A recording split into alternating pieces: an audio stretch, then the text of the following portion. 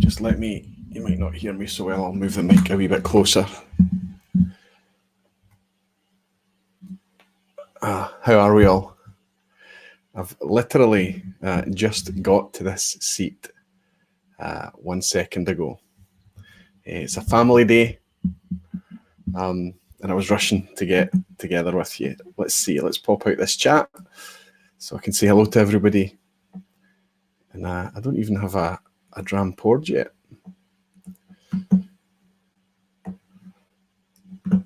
Welcome everyone. How are we all on a Sunday night? This is kind of cool that I'm able to do this on a Sunday night. I was trying really hard to get it on a weekend. I know that a lot of you ask for it, and I mean, I guess that there's less people working and things. Time zones maybe help out a wee bit, but let's see who's made it. This new software seems to be working quite well. I'm enjoying it. Let's give you. Okay, I've got the chat up. McAllen Fine and Rare, the doc is in. Good to see you, big guy. Steve A, good, fantastic, Steve. Alistair Gray. Well, these chats maybe have been going for a wee while, so you were certainly in earlier. Mark J, good to see you. Eric's in. Eric Waite, good to see you, Eric. Ardbaggy, Andy, fantastic. Let's see, Donner Pass Whiskey is in. Good to see you, Tim, isn't it, Tim? Alistair Gray. The Whiskey Dram, fantastic. Good to see you, big guy. Good to see you, Daniel.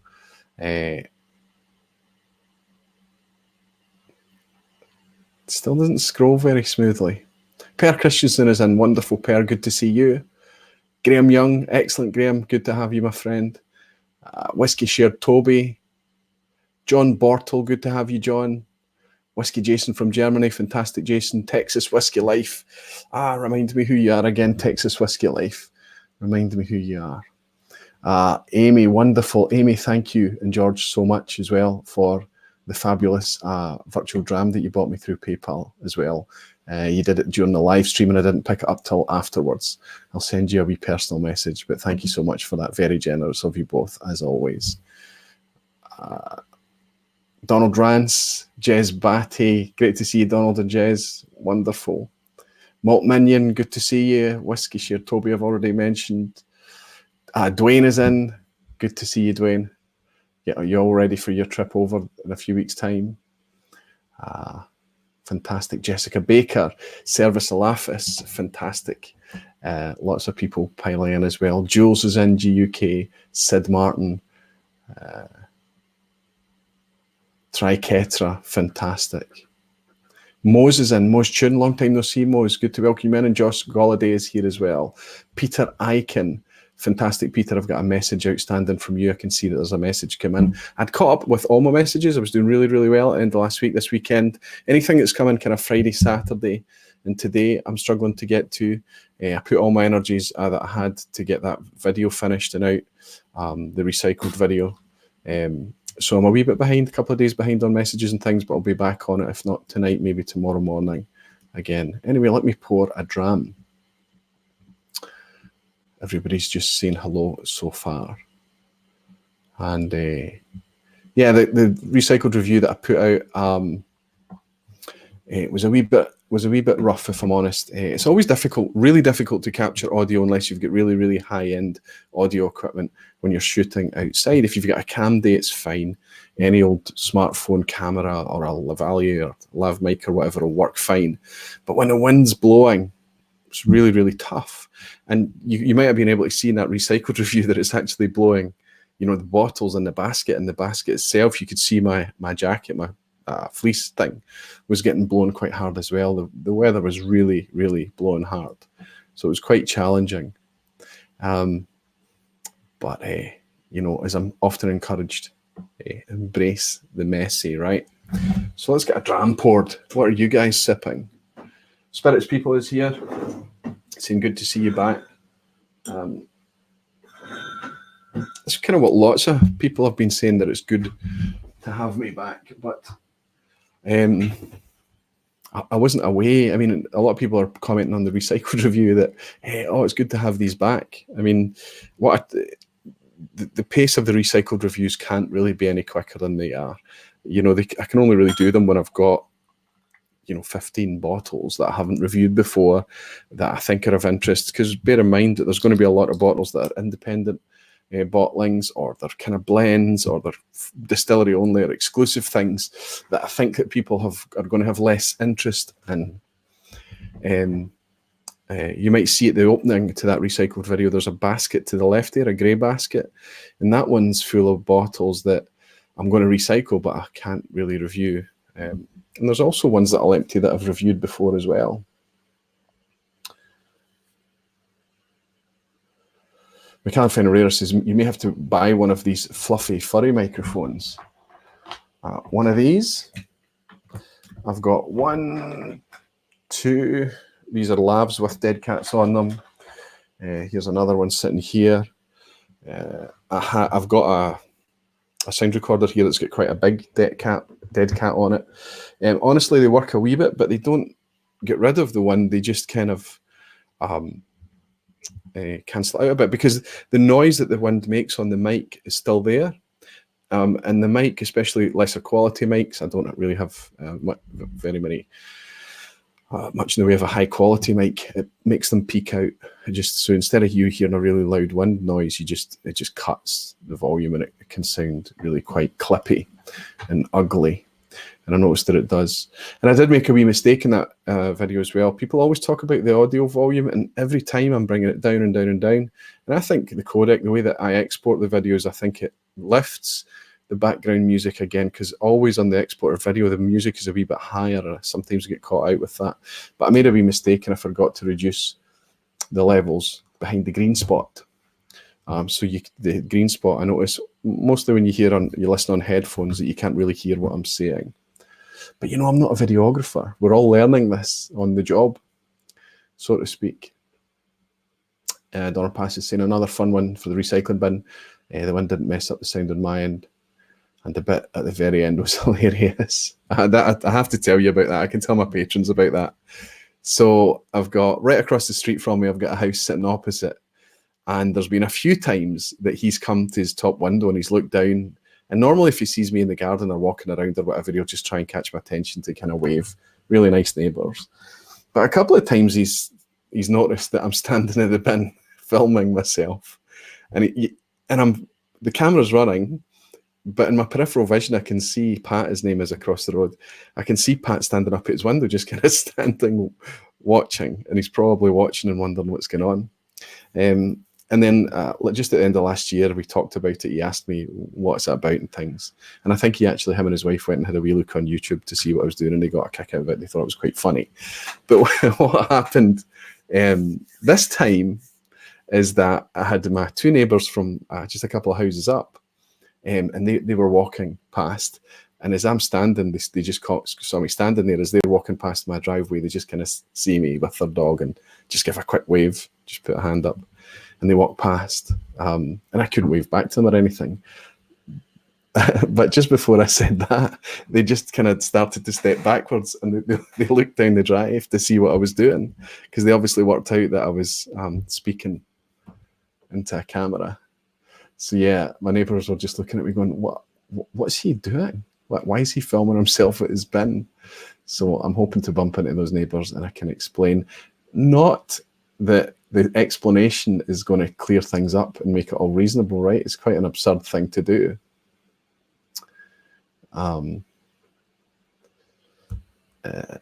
Aquaviti, been a 12 for me tonight, says Andy. Good to see you, Andy. You're across in East Kilbride, aren't you, Andy? Been a 12 for me tonight. Not had it for a while. Well, I don't know what I'm sipping tonight. I can tell you the distillery is Tomatin. These are cask samples that we picked up at Tomatin, and the guy that took us round, Scott Adamson, was supposed to send us a key for each number afterwards, but we never did get it. So in the end, I just started drinking these. Some of them are very nice. All of them are very nice. This one smells fantastic. This one smells to me like quite a fresh American oak. Spiritworks. Tom, good to see you, Tom. He's having a Long Row 18 Class A dram. Very, very good. Spirits people are saying American whiskey for me. Killing a bottle of Old Forester 1920. Spirits people, you're on Instagram, aren't you? And you're doing podcasts and things. And I've also got a YouTube channel as well, and I'm desperately trying to remember your first name, my friend. I'm a wee bit rusty.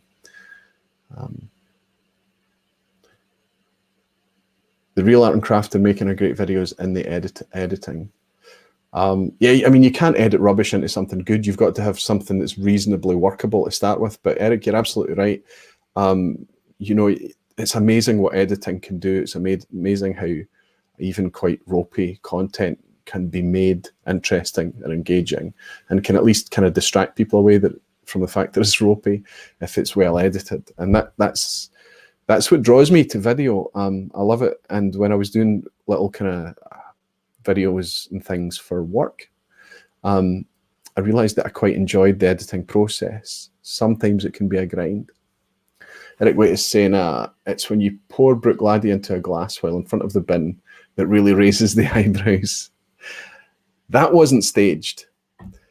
When I'm choosing the bottles to put through the recycled review, if I find that there's a wee drop gathered in the bottom, you know, you'll have noticed a couple of times, I'll leave it and I'll just say, you know, hopefully I'll spot that when I'm doing it, and I can just kind of, for comedy effect, if nothing else, enjoy a sip next to the bin. The Brook-Laddie thing was a surprise. I didn't know there was that. Brook-Laddie's been in the garage in that bottle. That little drama's been in there for a long, long time. And when I picked it up, I thought, this feels a wee bit heavy. Is there something? And I sloshed it. I smelled it. And that was a genuine thing that happened there. And I actually just edited out the fact that I walked into the house and got a Glencairn and brought it back out to pour it. I just didn't want to throw the whiskey away, and I didn't want to drink that much whiskey straight out the bottle. So yeah, that's the thing about that Brook-Laddie bottle, that it's painted. Andy's saying, yep, EK, home of the new, much extended Distel Burn Stewart plant. That's right. It's Hunter Lane. I've got their premises out there and warehouses out there as well. Johnny, it is Spirits People. Thank you so much. Thank you for reminding me, Johnny. Donald Rance is saying, Aquavite, I'm not a peat guy, but this summer I discovered Port Charlotte 10 and fell in love. I'm now enjoying one. Donald, fantastic. And I think there's enough peat in Port Charlotte that it's going to help you, you know, taste past the peat. I mean, all the while enjoy the richness, the complexity, the dimension that a peated or peat brings to whiskey. But as you're sipping it, you can start to taste past the peat, and you kind of cancel out the peat a little bit. So when you are enjoying peated whiskies, it's you know, you start to be able to enjoy them on a whole new level because you're not distressed by this really strong peat. For me, it was Lagavulin 16. It did the exact same thing. And I was thinking about that, actually. I never mentioned it in the video, that Port Charlotte says, printed on the label, it says heavily peated. And on the palate, they don't come across as heavily peated. Not to me anyway, most of the time. I think it's a wee bit more approachable. Maybe just because they're not that kind of South Coast Isla medicinal style. It's a little bit more of a kind of earthy agricultural style peat. Not all the time, but for me. And Andy is saying also Campbell Mayor as well as the good old Glencairn. Yeah, for the Glencairn video I'm shooting, I went over and I shot an interview with Raymond Davison, the inventor of the owner of the company and the inventor of Glencairn glass. So I've been over there and I noticed that they had a factory outlet shop. I never stopped to go in and see what they were selling. And Stevie is saying, depends on the cuts, I'm guessing, Aquavite.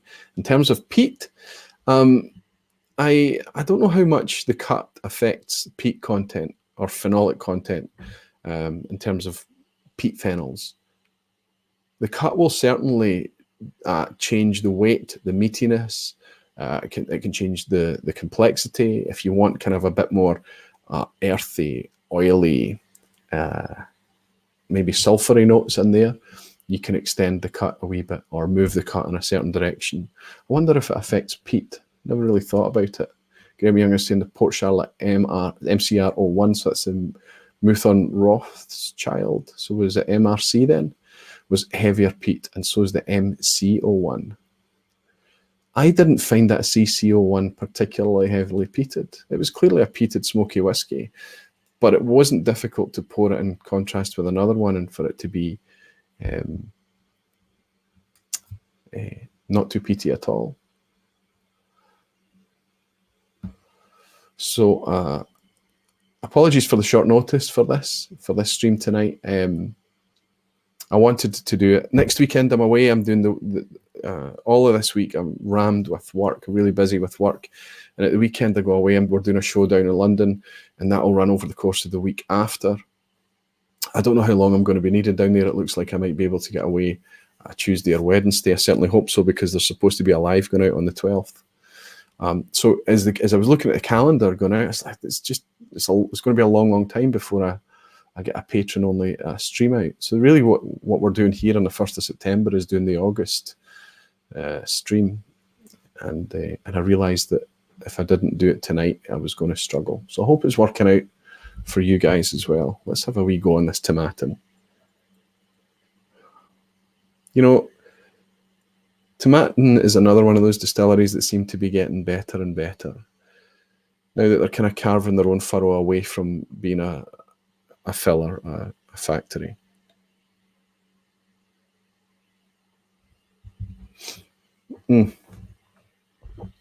Wow.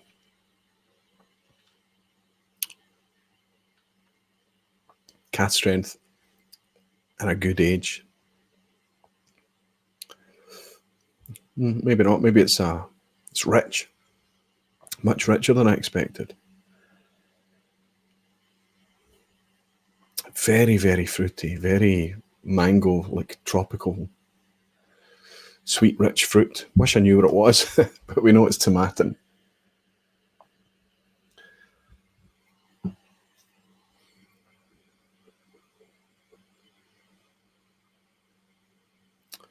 The doc is saying, interesting here in Germany, sellers will clearly state Longrow 18, 2018. I think, you know, the German landscape, German trade, everything German seems to be a lot more precise. I don't know if you would agree with that, Doc.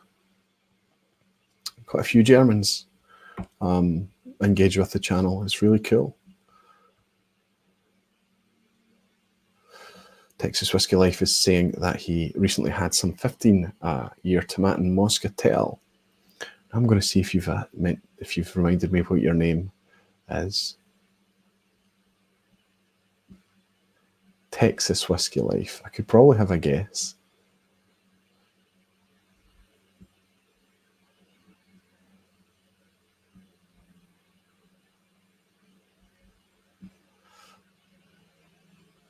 No, you haven't. I don't think you've shared. Of course, it's Josh and Gretchen.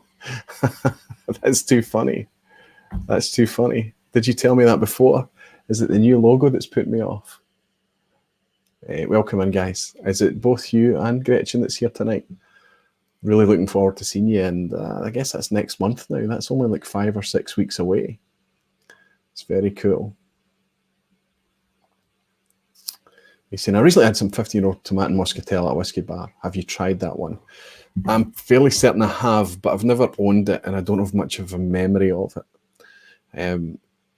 I've always said over the years that I should carry a book, a whiskey notebook, because I think it would help me remember what I'm drinking a wee bit better, especially when you're on club nights or you're on nights out and there's just kind of drams being bought, shared, open, poured, and you can quickly just enjoy the event rather than what you remember what you're drinking. And I think a notebook would help with that. But I've got 2 problems.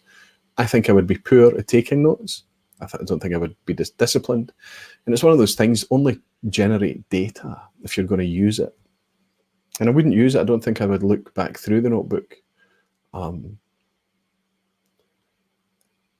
I think it might help you remember the experience. Donner Pass Whiskey saying, ordered the Benromac Cask Strength Batch 1. Looking forward to trying. The 10 is quite good. Yeah, that 57% ABV or 100 degree proof Benromac, the Imperial Strength one, it's a great whiskey for the money. It's less than £50 for a 10-year-old bottle of Cask Strength whiskey. You know, in terms of value, it's up there with Glenfarclas 105. But for me, I think I prefer it a wee bit over the 105. Yeah, we can't find a rarest thing. Yeah, big benefit he's talking about in Germany is stating when a malt is coloured. That's right.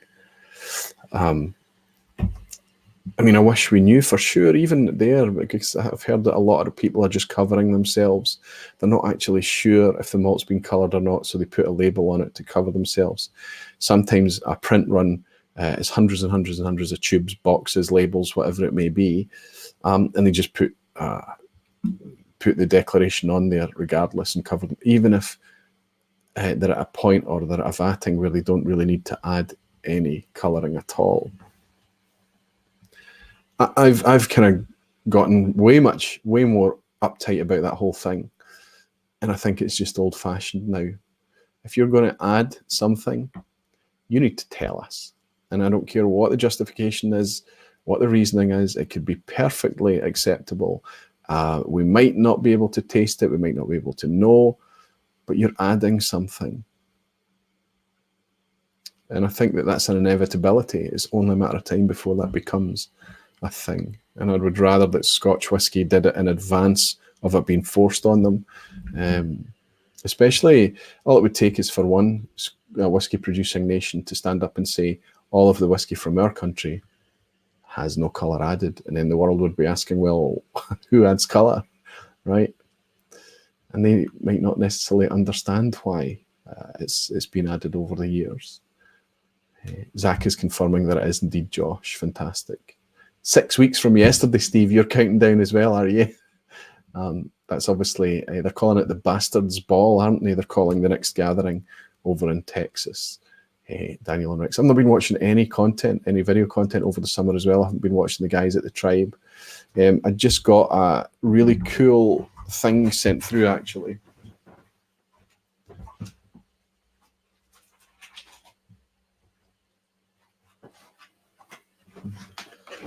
Now, I haven't actually read this, but I could smell this when it was delivered. This is a pack of smoked, peated, malted barley. It's a crowded barrel sticker. You won't be able to see it on a camera. It's a transparent sticker. And they're quite whimsical, the guys over at it. And occasionally you'll just have these things drop through your door. Now, at my Patreonship level of them, I support them at a level that I get, I guess, this stuff. But it says, bear witness, you magnificent bastard, in your hands rests the Tribe's first single malt in waiting. If you recall, the mash bill for your single malt of magnificence was voted as 100% Maris Otter, with 50% of the grain unpeated and 50% peated. The peat smoke comes courtesy of the Kappa Bane Mountain Bog in East Clare, Ireland, but this bag of barley comes courtesy of your Whisky Tribe, collectively creating interesting whisky in the Crowded Barrel Whisky Company. Here's to a smoking single malt of magnificence. Now, this has added a nice aroma to my studio, my office up here. And if I open it, it's just the potpourri. I should have this.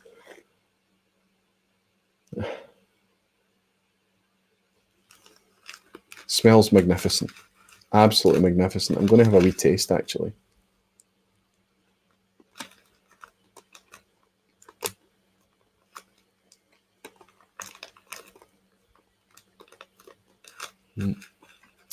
Can't tell too much from it. What was really nice one night is that we were out at a tasting, and it was at one of these pop-up bars that appear in the winter time. You know, I think it was a Diageo one, actually, and they were doing kind of Diageo tastings there. It was very inexpensive. You could go in and get a tasting there for £5, and it was hosted by Ervin.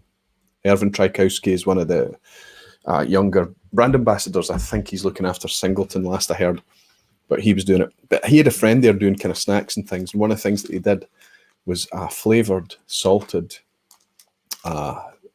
barley. So it was really like everybody was sitting there. It was just like nuts or something, like a snack, and it was just so tasty. There must be some countries that you can buy barley as a snack, right? Johnny's saying, so jealous, really want to get some grain samples for reference.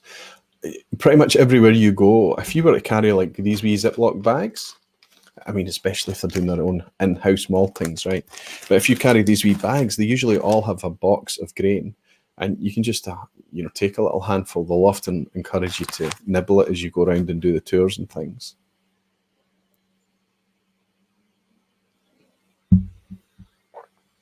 So yeah, I'm looking forward. I've actually got some whiskey to pick up. I think Josh is holding a bottle for me. I think one, could be two, could be losing track. So yeah, I've got some other whiskey to pick up. Zach is saying that's the single malt of magnificence. Yeah, and the doc is saying, I talked to Horst Luning about colour. He said that if the label says coloured, it will most probably be. If it says not coloured, it is 100% not coloured. Yeah, that's of my understanding. And that's kind of what we want people to say.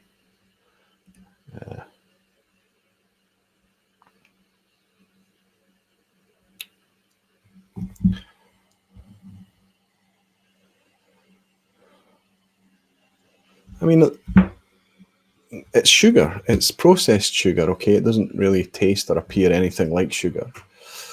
But E158 that they're putting in whiskey is sugar, and I don't think anybody should be adding sugar to anything in any amounts for any reason without telling us. Donna Pass is saying something he got recently that he loves is Edredar, 2006 12-year-old natural cask strength. So brown, it looks like Coke in the glass. Just fantastic. Fantastic that you're enjoying that. Honestly, Tim, sometimes I would say with Edredar, I think it's one of the most, I think it's much better now. But on record, I've said this in the past. I've had some really awful experiences with Edredar. And some really wonderful experience as well. And I think that once they've kind of worked through the stocks, maybe they were sitting on stock that was made in a different way or not with the greatest control. But I think they've managed to tighten all of that up, and their distillation is much tighter and much more consistent now, and they're making a much higher quality product from a better distillate now. So Edredar is going to get better. I would say Edredar from the 90s could be risky, but anything from, I think the era you're talking about, 2006, about that, I think Andrew Symington took over about 2003, 2004, going from memory, maybe a couple of years earlier. So he would have had a chance to put his own hand into things and change it up a bit.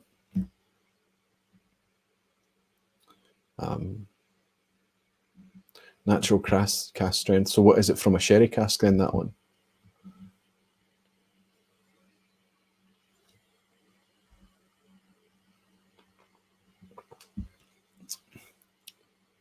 I need to welcome some of the most recent patrons in as well. You guys have been really awesome. Normally there's a dip off of everything. And I noticed last year that my patron numbers dropped in the summer. I guess it's an inevitability. Things that people are kind of maybe drifting away from things a wee bit in the summer. But this year, you guys, you're awesome. It stayed strong.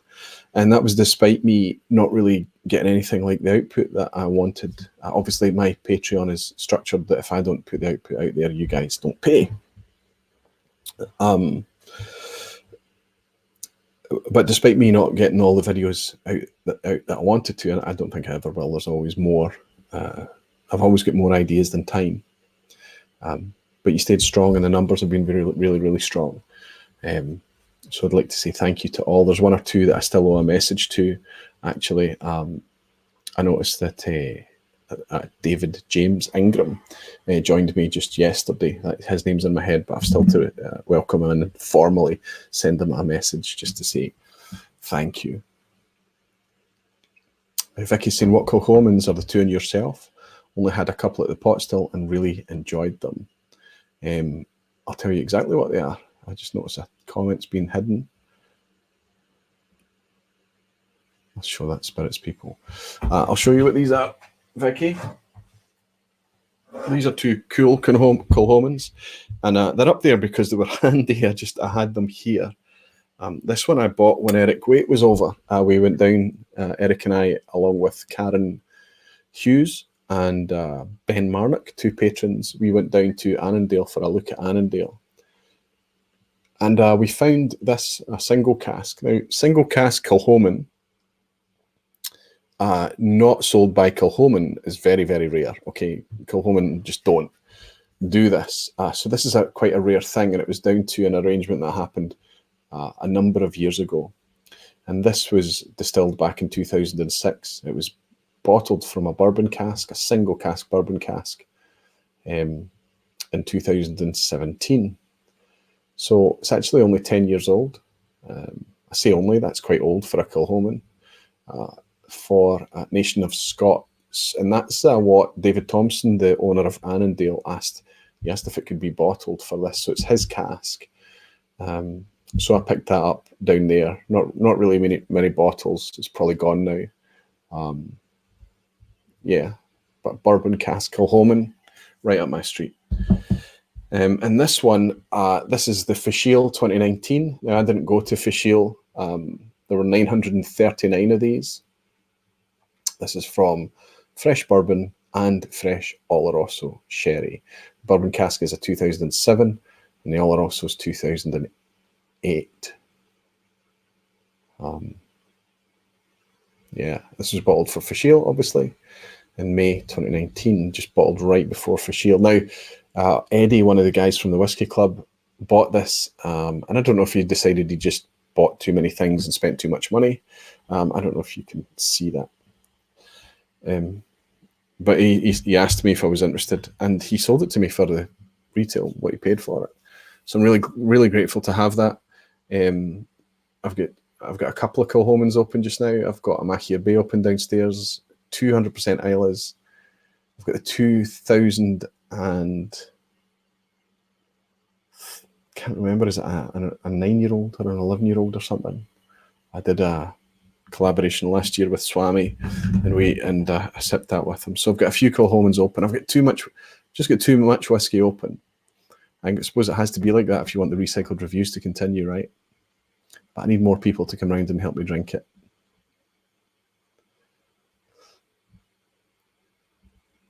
So yeah, Kilchoman, again, another distillery that continually gets better. Now, they had their fans right from the start, right from the beginning, and they were doing good practice right from the beginning as well.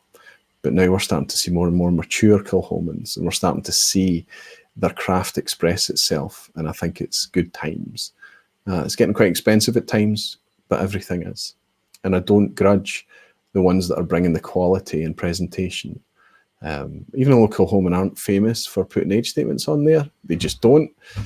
But they put lots of information on the majority of the bottles, maybe not their core range. So Tom is asking, I have a bottle of Edredar here and bought a couple of years ago that I really struggle with, but went on a tour there in January and enjoyed what I sipped. Very strange. And I think that's probably what I'm talking about, Tom, is that there's a lot of Edredar out there, and there has been a lot of Edredar out there for a long time. There was one time that Edredar was sold quite cheaply in the supermarkets. I think it was known not to be that great.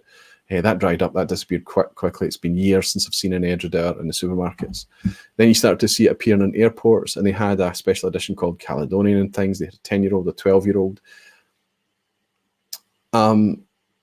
But then it just started to get quite good. And the Whiskey Rev bought a couple of bottles based tasting before he bought them.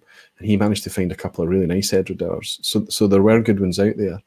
But I think there's potentially still a lot of, unless you've got a recommendation from someone you trust, or it's try before you buy thing, especially at auction sites, there's a reason that some of those Edredars don't fetch a lot of money. I'll say that. Eric is saying, David Thompson Kilchoman. I should have bought a bottle. For your information, I saw a David Thompson cask at Tullabarden in the warehouse. Yeah, he's not short of cash, I think, Eric. He's probably sitting on a decent stock of whiskey. Hence Teeth Territory, they then tried the Machrie for sure. The Machrie. Steve A is saying, if you weren't 6 time zones away, I'd be happy to help with that problem. Yeah. You'd think that, the problem is that when it was my brother and I, when it was a Whiskey Rev and myself, when it's the friends that are around on Friday night, my cousins, two of my cousins, and my friend who lives really close by, all of us are into whiskey. And because, you know, we were doing similar things, living close to each other, our families were at similar stages or whatever, it was easy to have kind of accidental, ad hoc, unplanned meetings and gatherings where you came together, and inevitably ended up just sharing whiskey, whether it was here or somebody else's house. But for some reason, that's happening less. And I would like to blame you guys for that. And the reason is that it's not just the time that's taken by me doing this. It's like I've got a whiskey sharing outlet that's taken a lot of resource away from what I used to do with those guys. But like I always say, it's about balance. And I really enjoyed Friday night sharing whiskey with folk on Friday. It was really cool. Spirits people are saying, I'll stop by and help you finish a few bottles. I'm actually threatening a tasting. There's a few guys that I've promised tastings. And I'm just going to... there was an idea that I had about doing it around a video, and I shot a video. Tell you what I'm going to do. I'm going to share a video with you that I did about 2 years ago, and it never ever was released. But the concept I felt was strong, and the reason that I didn't release it is that I didn't want other people. The way I'd edited it, I thought it was okay, but the way I'd recorded it, I lost some sound, had to use sound from the camera for certain sections, and that's always bad. But I fully edited this video as a concept, but a couple of people in the video didn't want it to go public. But I showed them the video, and they were really pleased with it. But in the end, I stayed true to my original word, and I didn't let it go public. But it was called Scotch versus the World. And I got together all these people, and I only gave them one Scotch and amongst a lineup of world whiskies and different things. And I just wanted them to decide what they liked and what they didn't like, what was their preference, and what did they like least. If I look back on it now, it's a really quite amateurish thing. It does look quite old, but it was a fun concept. And that's what I was going to do. I was going to do a tasting at home, but I was actually going to use it as a platform to shoot a video. But I probably find that would be more stressful than it's worth, and I should probably just be enjoying the social side of it. Donald Rance is saying, I know you're a sucker for the style like I am. What's your current favourite Irish pot still? I love Powers John Lane for its spiciness. I love the Green Spot wine finishes for their richness and their complexity, and their sumptuous texture. But I think you're hard pushed to beat Redbreast. Any of the Redbreast, honestly. Redbreast Lustau is a cracker. The Redbreast Cask Strength is a peach. So honestly, Donald, I love them all. If you were to ask me, I could only have one, and it's the only example of the type that I could keep on the shelf going forward. It would probably be the Lustau. No, maybe the Cask Strength Redbreast. But I've yet to spend any time with Red Spot. I know it's quite polarizing. People either love it or they hate it. Last Drop is saying, I think Edward R10 was one of the first bottles I ever bought. Might have to revisit it. If it was a recent one, Chris, you might find that it was actually product of Andrew Symington, and it probably is going to be quite decent. Skippy Van Pob is in, saying, what are you most looking forward to on your Texas trip? Hanging out with the whiskey folk. That's what was the blast last year. But this year it's also cool because there was only a few YouTube channels went last year. I think there were 4. It's Bourbon Night, Scotch Test Dummies, Whiskey Dictionary, and myself.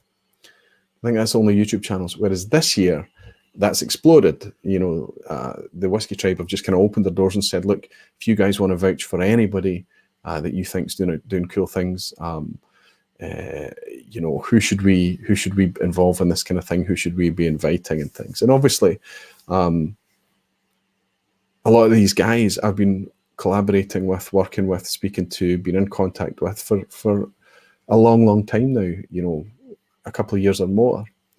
So I feel like I know them, but I've never met a lot of them.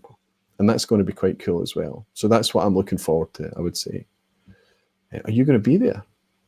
Who asked that? Skippy Van Pob, right? And Andy's saying, thought re any of the current Bladnock range. I know Nick Savage is there now, but guessing far too early to see any influence.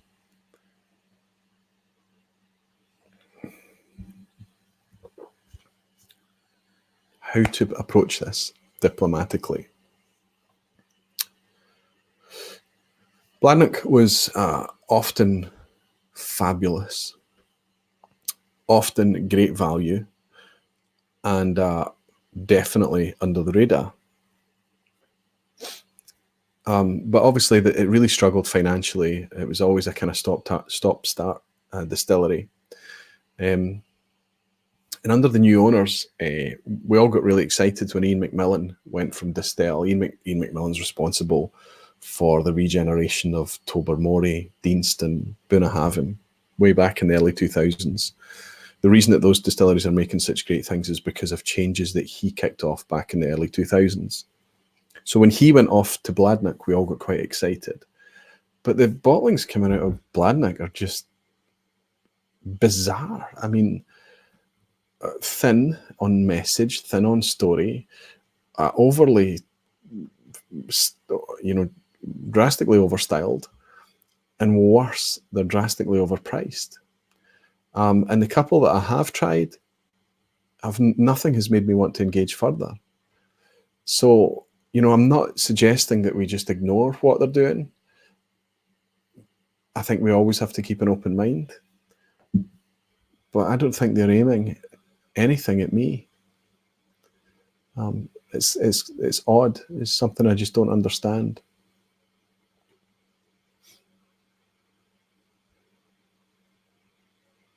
So Andy, yeah, I don't think we've seen any of Nick Savage's influence yet at all. But he's come from Macallan. When everything that Macallan are doing is positioned very much as a luxury brand. And certainly what Bladnock seem to have been trying to do up till now is position themselves as a luxury goods brand. So maybe they're going to try and sell it through airports and things, markets in Asia or I don't know where. But I would say that certainly not anything that I've seen is going to be targeted at me up till now. Dora Pass is saying, this is a quiet one, even for a lock-in. Remember that lock-ins last winter? We're still busy. That's okay. Nice to be able to keep up with the chat. Absolutely. And I would say there's 38 of you in. That's fabulous turnout, really, and bear in mind, Tim, that I hinted at this on Friday, I think. And then I only just firmed it up today, so I've not really given anyone notice, which I feel a wee bit bad about. And I'll try and always give a bit better notice than that. But it's okay.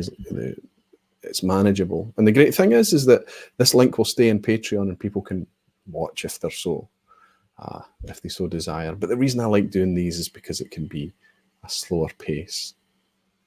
I did get a row. I did get some trouble from you all last year when I wasn't doing quizzes for the Patron only streams. And the quiz thing is bizarre because at the start I decided it would be good fun and I wanted to do some form of structure and have something to finish the stream on instead of letting a stream just kind of fizzle out, and maybe have something to keep people engaged at the end. But a lot of people just decided, I don't know why the quiz is there. Why are we doing that? The quiz is strange. I don't stay for the quiz, I leave. And then I thought, well, okay, as long as I keep that quiz parked at the end, it's going to be fine. But then that meant that when I started to do the Patreon lives, I wasn't really motivated to bring it into the Patreon environment. But I had more people asking for the quiz than saying that they didn't want it. So I think that's a good thing. Last drop is saying, I think Sam from Why Whiskey She Wines is on the hunt for you, lol. For me, yeah, those guys are coming as well, aren't they? Sam and Bobby. That's going to be fun. It's going to be great to hang out with everyone. It really is. Eric, you're going to be there as well. Skippy is saying, I would love to go to Texas, but not going to happen this year. It's a great place. I tell you, that campus is fantastic.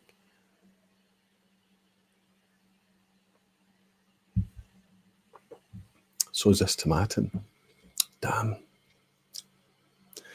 Definitely bourbon cask.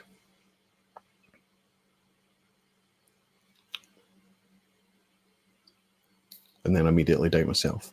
Skibby Van Pub is saying, I would love to go to Texas, but not going to happen. I've just read that out. Our bag is saying, tried the range last year, didn't like it. Bladnock.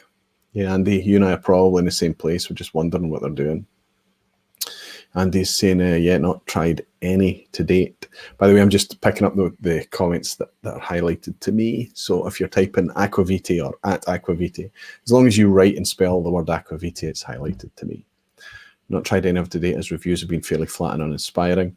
Going to be a while yet before any changes. And the prices are a wee bit out there. So they're not even, you know, at the point that you might just kind of gamble on it, just to have a Bladnock in the cabinet, right?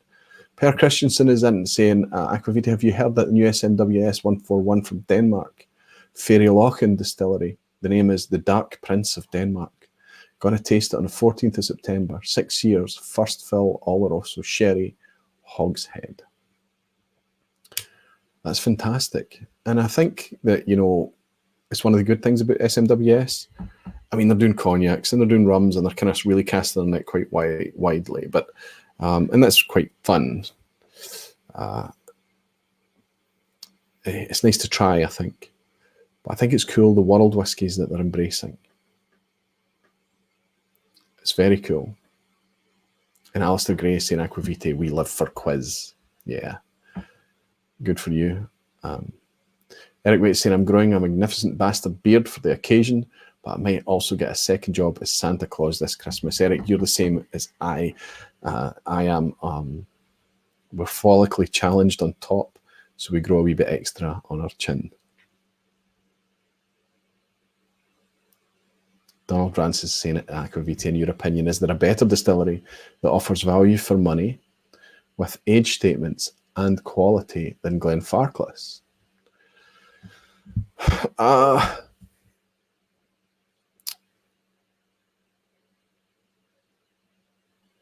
I did an article before I was doing YouTube videos, and my idea was I was going to do this article annually because I was struck by certain distilleries that were constantly bringing out good value whiskey with age statements on there. And I felt that those distilleries should be talked about and recommended. They were always bringing engaging things. And there were two distilleries that floated to the top of that were very, very obvious that they had lots of good, affordable whiskey with an age statement on there. And that was Glenfarclas, as you mentioned, and Balblair. Balblair, of course, were carrying vintages, which is slightly different from age statement, but nonetheless, you could tell how old the whiskey was you were enjoying.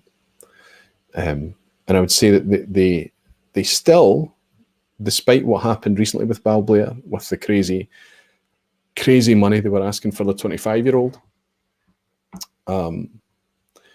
you know, Balblair 12 and Balblair generally is still a very good value brand.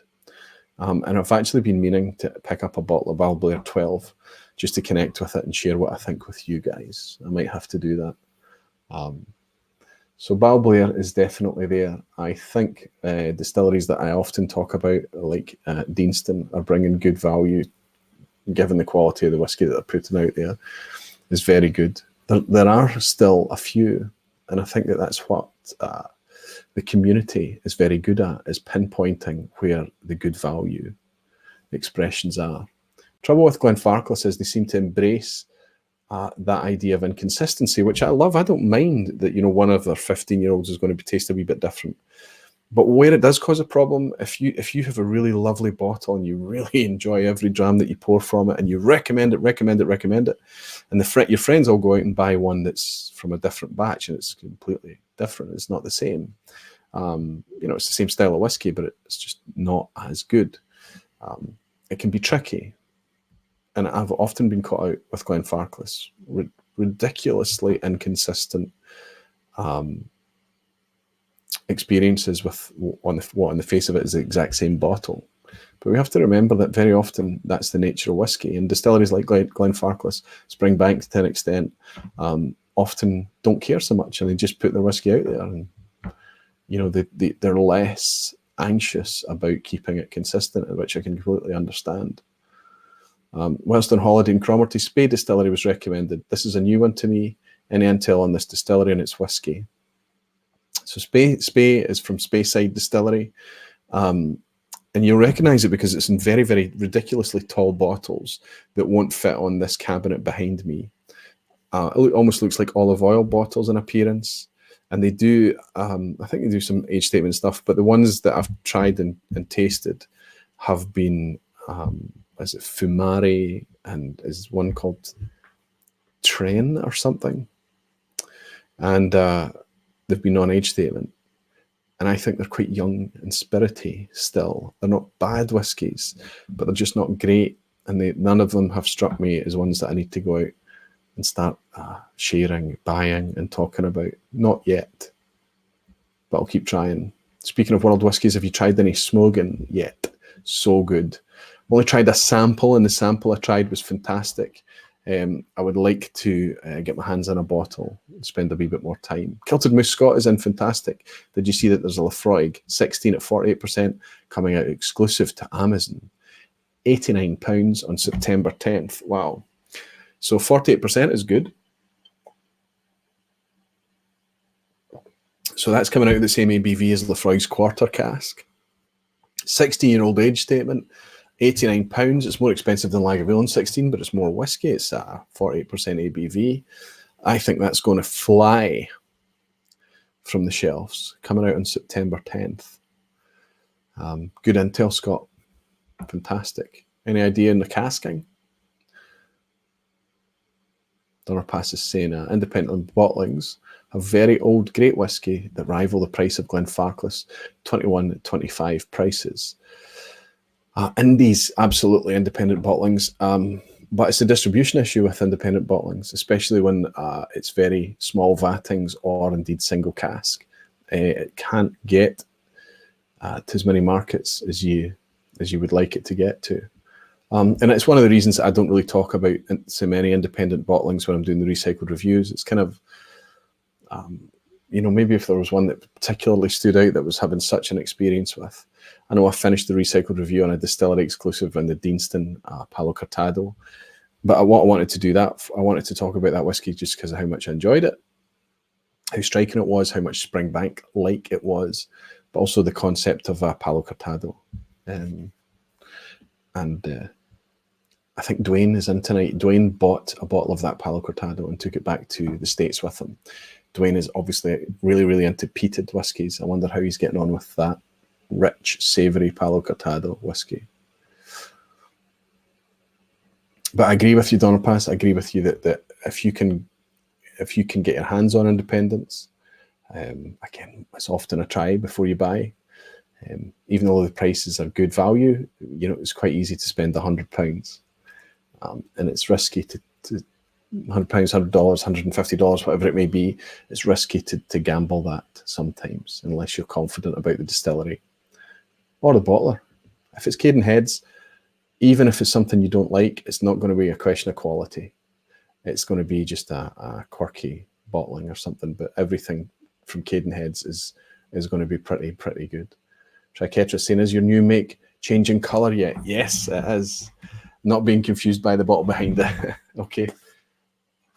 Stuart, isn't it? Stuart Triquetra.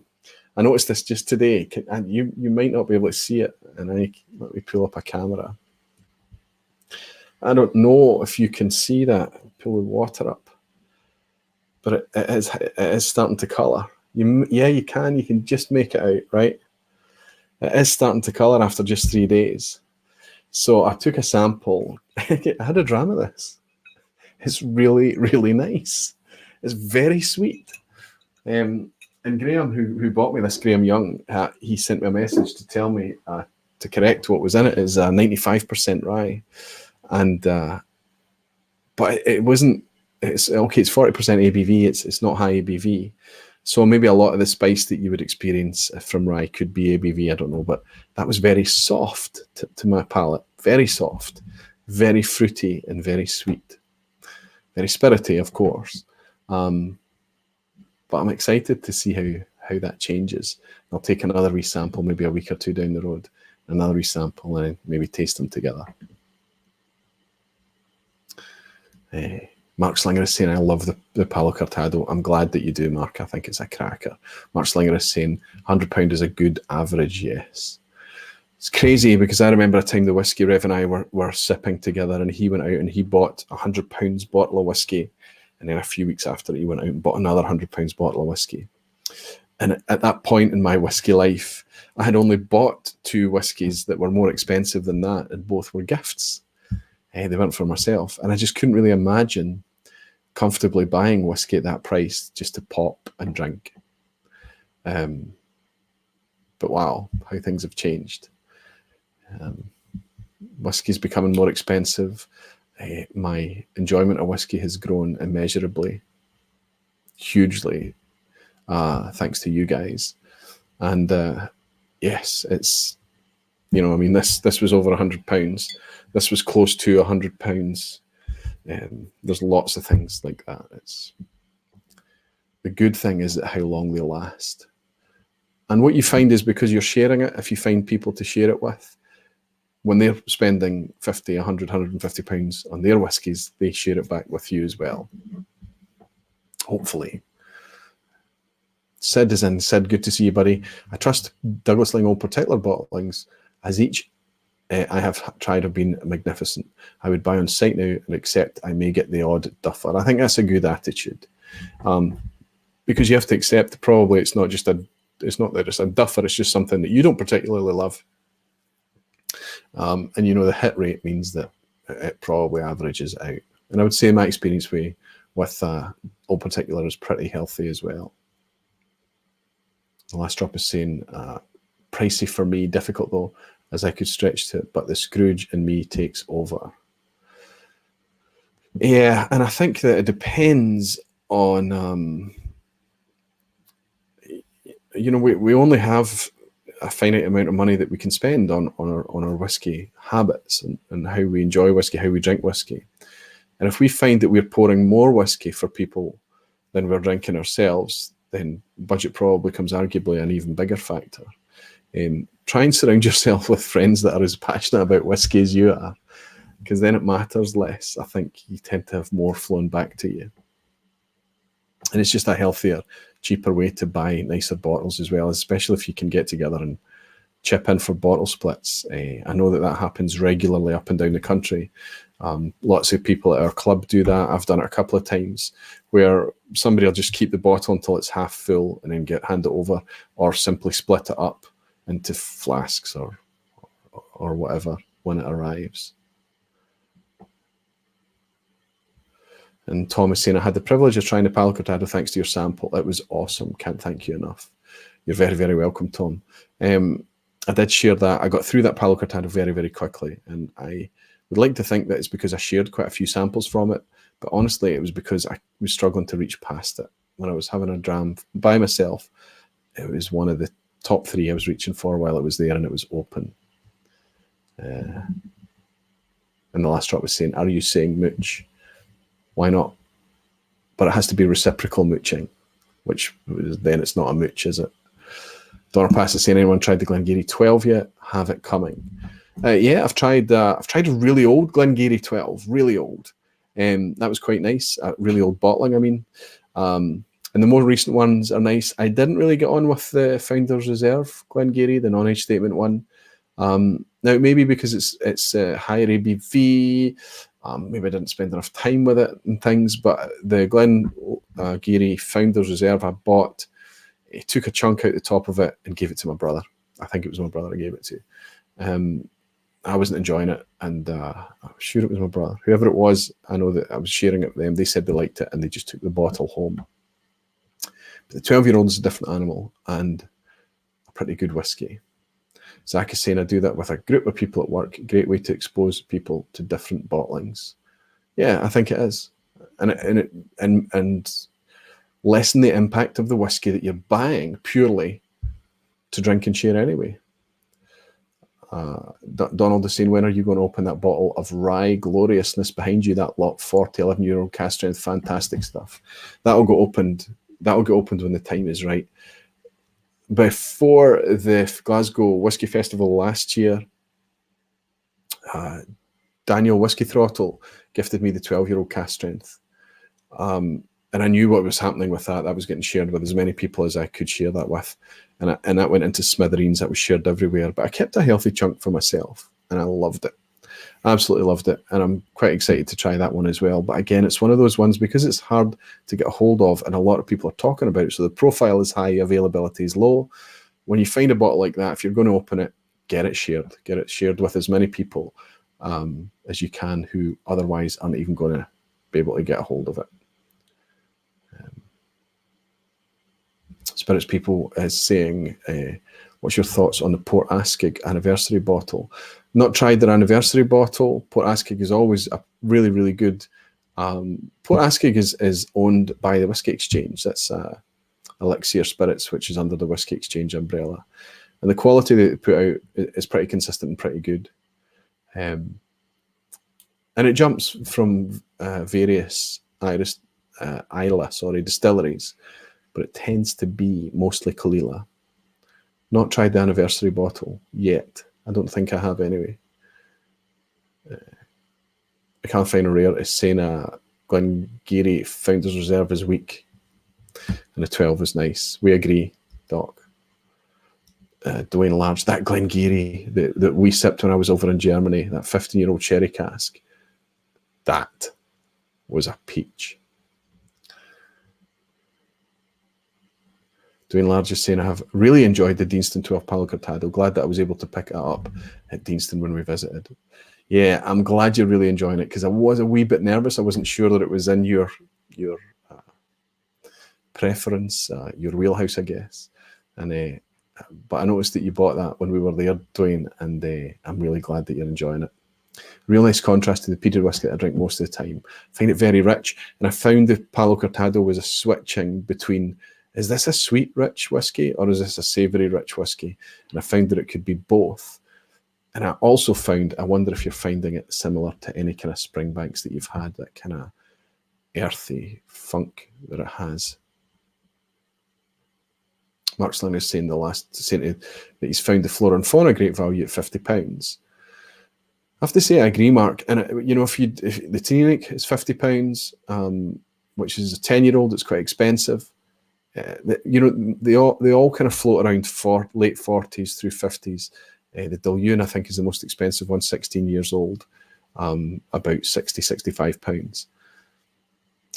But I always found that the Flora and Fauna offered something. It wasn't just generic whiskey you were getting. They were nice. I think that the Diageo, when they did decide to bottle these Flora and Fauna in batches, they were trying to craft something and put it together to make it quite nice. It's just always a shame that it's at 43%, right? But I have to agree, they've stayed very steady. That Teninik that I threw away is probably 3 years old. I don't know, I guess. Maybe 2, 3, maybe could be 4 years old. But you might notice quickly there is a label on the back. The label says £50. And I checked the price of it to replace it the night that we finished it, because we loved it. And Friday night we finished that Teninik. And that's why it made it into the recycled review, because I think this is a cracking whiskey. Everybody was quietly contemplating it and saying this is lovely. So I think that's a good shout, Mark. I really do. Flora and Fauna, but again, it's a distribution issue. Not everybody can get it. And McAlpine Rare saying he saw the first Flora and Fauna expressions under €40, £36 today. Which ones are those? It's a great price. £36 for a bottle of any of the Flora and Faunas. The other one I really, really liked was the Strathmill and the Thrusk. I thought they were cracking. And Scour had a slightly pine needle note, a kind of herb, green herbaceous type thing, but it was still good. It still had a nice texture too. And Donald is saying the new Lot 40 is nice. Yes, I've heard that, and it's due to be released here in November, and apparently it is the best one yet. Sippers Social Club Jeremy talked about it. He said that he preferred it over the 11-year-old release, despite the fact that it's no age statement. But I think they've finished it. They've been finishing it in sherry. If it's not sherry, it's something else. Is that Scotch on the Bayou? Or Leanne? Now, oh no, it's not Leanne I'm looking for. It's Christine. I was going to see if Christine was in, because I've got one of her blends that she made and sent to me called Thieving Vicar, which apparently did very, very well in a Jason's Mash and Drums blend again. Let's see what other samples I have here. Something from one of you guys. Here we go. Here's, is Rolf in? I don't know if Rolf is in. Here's a sample from Rolf. A Highland Park 16-year-old single cask, European sherry butt at 58%. Wow. He's put a little picture of himself on the bottle. Now Rolf, he's some guy. Curious about Dilluan 16 Flora and Fauna. I might spend another $40 for the 20-year signatory cast strength instead. Yeah, the Dilluan 16 is soft. It's lovely, but it's a wee bit soft. If cast strength is your bag, $40 doesn't seem a lot. So I don't know what you're talking about, $120 or something like that for a 20-year-old signatory cask strength Dilluan. Probably from sherry or refill sherry. Sounds good. We can't find a rare stain of a Thrasket 10-year-old at $39.95. Pretty good. Pretty good. So let's pour a wee bit. I'm not going to get a clean glass. Just going to rinse this one.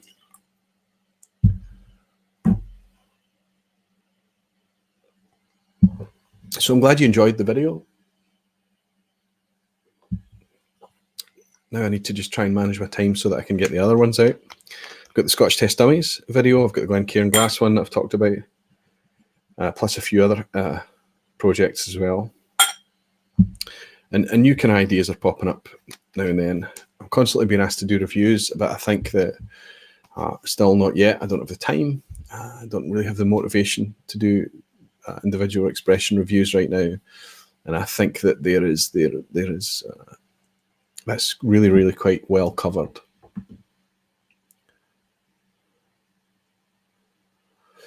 And we can't find a rare saying that the hidden message is whiskey prices are falling a bit after all, probably due to exchange rates. I think for you, because the euro is so strong against the sterling right now, and indeed the dollar against sterling, because of just the political climate, how we're living right now, we still don't know what's happening at the end of October. It's just a mess.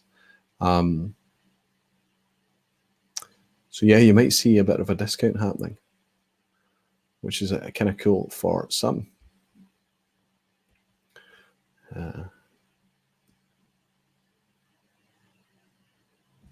Donald is asking if I've been able to try the Gooderham and Worts 11 Souls Canadian whiskey. No, there was one Gooderham and Worts I tried, just a sample. And you're going to ask me what it is now, Donald, and I don't remember. Now, you've tried to enter for the Heels and you've said no because you're in Canada. You know, I mean, I wouldn't, for things like that, if I was going to send something particularly valuable, we would maybe want to think twice about it. But it might be one of those things that we attempt to ship. And if it gets there, it gets there. And if it doesn't, if they decide that it's, you know, if they decide to confiscate it or dispose of it or whatever, then we just decide that it, you know, it's worth it. I don't think it's fair. Canada seems to be super, super strict. But I don't think it's fair just because some of my followers and supporters are in Canada that they're excluded from this. But yeah, so I've got, I don't know if you can see, where's the camera?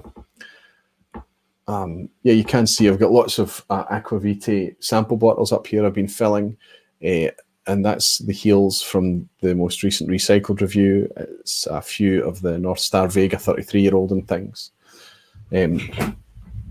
So I will find a way to share some of these. I might actually, what I'll do tonight, and I know I don't normally do this, but I'll find a way to rather than have, so everybody's been entering Heels, please. And I think we can do that. We can draw that. I don't know when to draw that. I think I'll need to do it in the next regular live vPub because I haven't, I haven't really given much time for people to enter it in Patreon or publicly. Tomorrow night at midnight, it needs to close publicly, so I'll probably do the same on Patreon or maybe the day after for Patreon. And I'll draw the same set of Heels that's going to go out publicly to a patron as well. So patron, have a chance at that too. And of course, you guys can still enter the public one, and you get your extra entries for being patrons as well. So there's much higher chance that these things can go to patrons. But Patreon will not allow me to run a competition of chance inside Patreon, so I can't talk about it. I can't talk about it in Patreon. I can't talk about the terms of giveaways and things like that, because they spot it, the software spots it, and I get trouble. But I will do that. But tonight, what I'll do to the winner of tonight's quiz at the end, at least one of you, I'll put together a little selection of some of the heels up there. Some will just be a couple of samples, some will be 3 or whatever. And yes, I think I'm up to date with all of the shipments of things that I've promised, samples and prizes and all of that things. But there was a comment came up today. Somebody, I think, commented on the recycled video. I've not had a chance to respond. 250 comments on that recycled review now. I think it's knocking on for 3,000 views, and it hasn't even been out. I don't even know where my phone is, where I've left it. It hasn't even been out a day. It's fabulous, really cool. But it means it's going to be tough for me to get through all the comments and respond to everybody. But somebody was chasing up a sample. I think I owe somebody a sample. Doc is saying 479 likes and more than 3,100 reviews. Wow. In only one day. 479 likes. You know, it's a bizarre thing. It's really bizarre that Donald Passwhisky is saying your channel doesn't seem to be about single bottle reviews. Your videos on a topic like ABCDs. Our other ones are very informative and a real benefit to the community. Yeah, I think that's right. And I kind of occupy a space. And the ideas that I come up with, if I decide that they're different enough or unique enough, that's the kind of things that I'm drawn to pursue. That's what I want to do. And it's not because I'm scared of stepping on anyone's toes or whatever. It's just that, you know, if there's a subject well covered, what value am I bringing? So that's why I kind of wanted to keep coming up with new ideas and things. And Arbag is saying he watched it 3,000 times. Thanks, Andy. Thank you very much. I tell you, as a treat tonight, do you know what I should do tonight after I've finished this wee drama? This one of Rolf's that I've just poured is super rich, by the way. Highland Park 16-year-old. It might be about time that I drink this, Andy. What do you think? Jeez.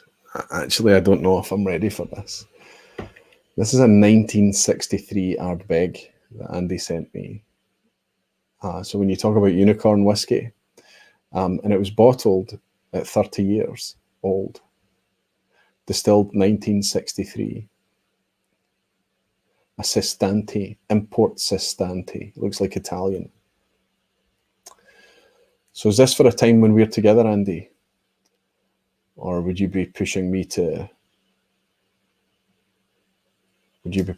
try this tonight? A 1963 Ardbeg. Wow.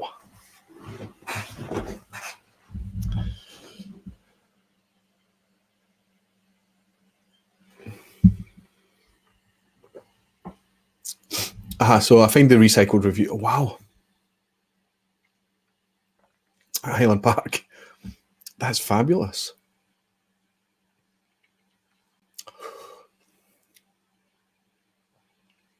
%58 ABV. Really an absolute mouthful of Highland Park, but very rich sherry Highland Park. Much more smoke than I expected. 16-year-old as well.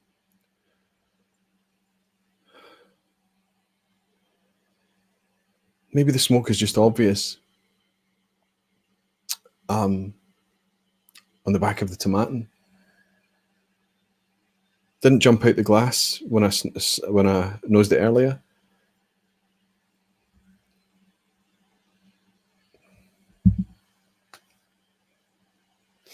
Oh my word. Is Rolf in tonight? That is an absolute peach.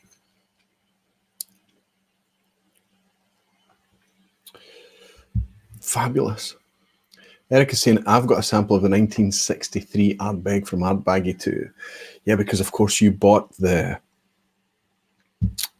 Still Young or something it was. You bought that fundraiser bottle from Andy.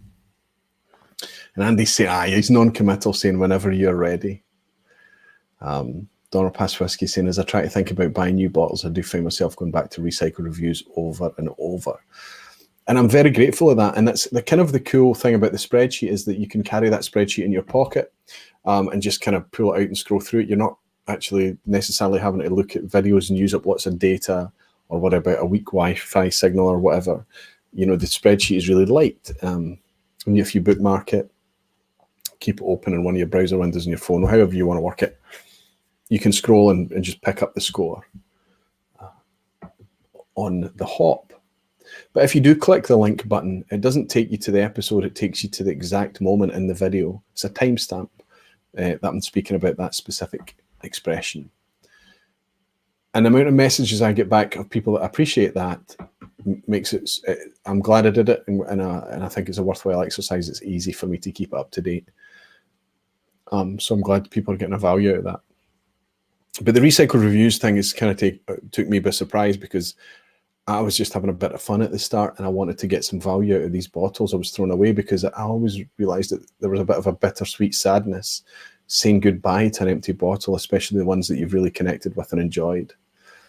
And I felt the idea for the video came about that, you know, maybe there's got to be some value in this, using it as a prompt to discuss the whiskey, to talk about it, to talk about the experience you've had with it. And at that point, you're fairly confident that you're not judging it just on a single moment, a single sample, a single dram, whatever it may be. You've actually had time to have it multiple times and really get to know it. Donald is saying, I'm sure that fellow Canadian barflies would prefer that the heels go somewhere that they're guaranteed to get rather than an iron border. No, I understand, Donald. I really do. But it may be that, okay, if there's just one set of heels and that's the prize, I think you're probably right, absolutely right.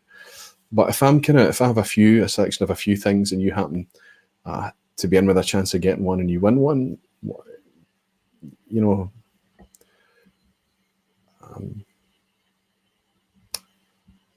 just enter it, and we'll try and get something through to you. In fact, you know what, Donald?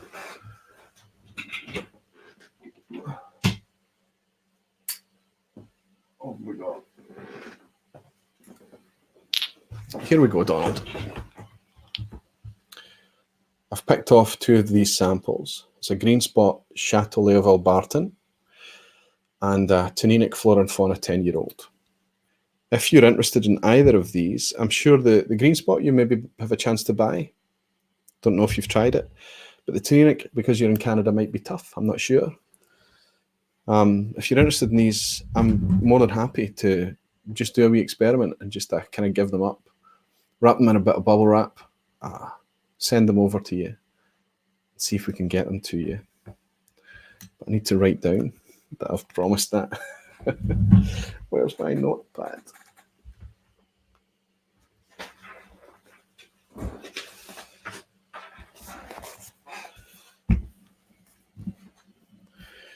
Donald Rance.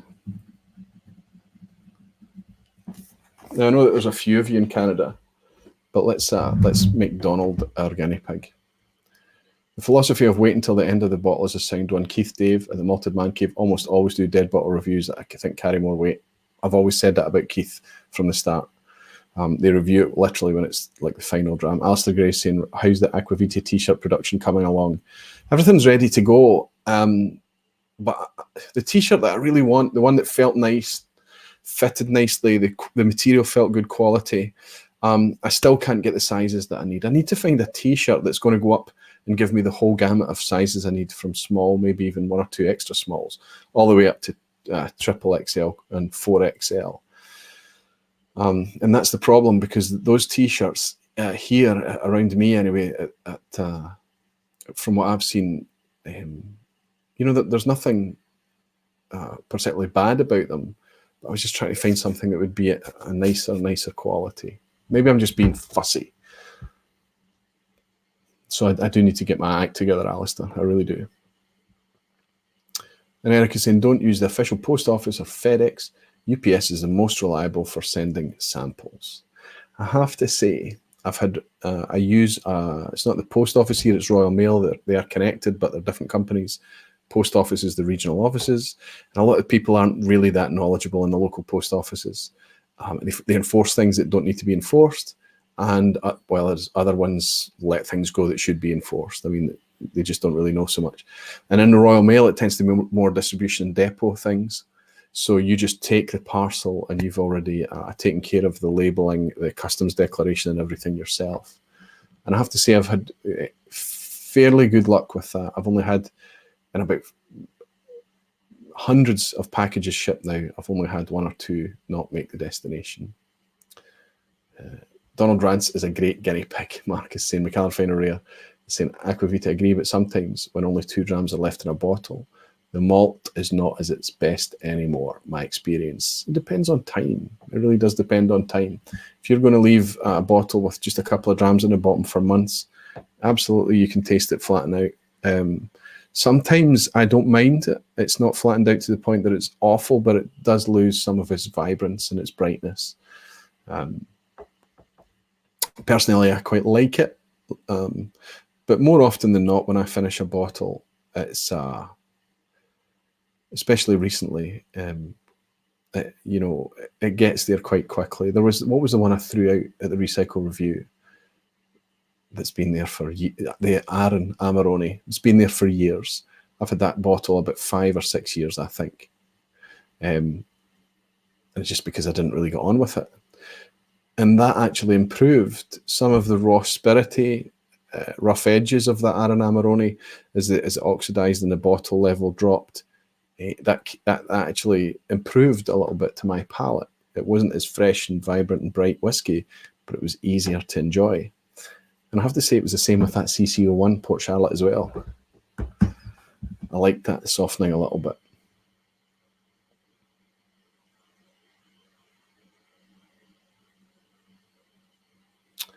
Ardbag is saying, don't leave your drams in a bottle, decant it in small bottles. Yeah, I think it's good practice. And Zach is saying, or it can just take 10 weeks to get there. To Canada? Oh yeah, you had a terrible wait for a package one time, didn't you, Zach? But it did get there in the end. And the cool thing about it is that they have a date stamp on it, so people can see that I've actually mailed it. And it's not me that's holding out. And McAllen Finer Rare is saying that's exactly what he does.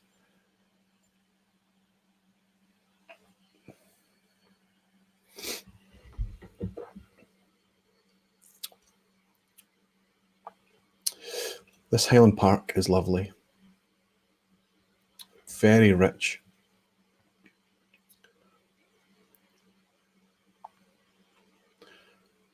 Cherries and plums and red fruits. Smoke is lovely. The smoke reminds me of a recent independent lead chick I had, or still have. One of the best whiskies I've had this year. It's not quite as smoky as that. Mark Slinger is saying, you promised me a sample of the Amarone, but now I'm glad it didn't arrive. Did I, Mark? I do apologise for that. Is that because we spoke about Amarone specifically, or Aaron? If I don't write it down, and if that happens, if I've promised, if I've just said, yeah, I'll give you that, and it doesn't happen, please remind me. Please don't feel awkward about just saying, Roy, remember you said that thing about the thing? But yeah, I mean, I can still get you some Aaron Amarone. I know somebody who still has some. It's something to try. It's the pinkest whiskey you've ever seen. I mean, it's pink. But maybe its appearance is one of the best things about it. I feel bad saying that about Aaron. The stuff that's coming out of Aaron is really great, but I don't enjoy that whiskey. And he's saying it's fine, Roy. I owe you one, Mark. I'm honoured to be the guinea pig. Green Spot Chateaulet of Barton is one of my favourite whiskies ever. It's not available here anymore. Okay, let's give it a try then, Donald. Those are getting put aside. And I'm going to put your initials on there. DR.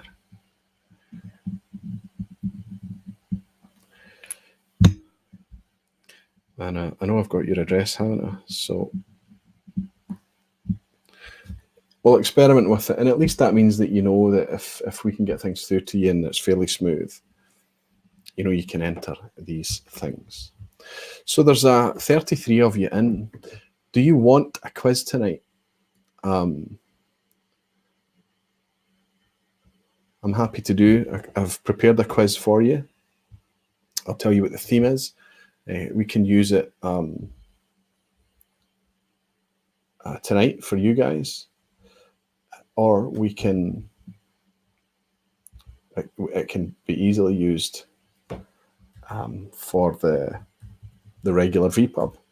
But the theme is glens. So all the questions were to do with glens, not valleys. Well, I guess, but it's whiskies with the name Glen. So that's the theme. So tell me, share with me if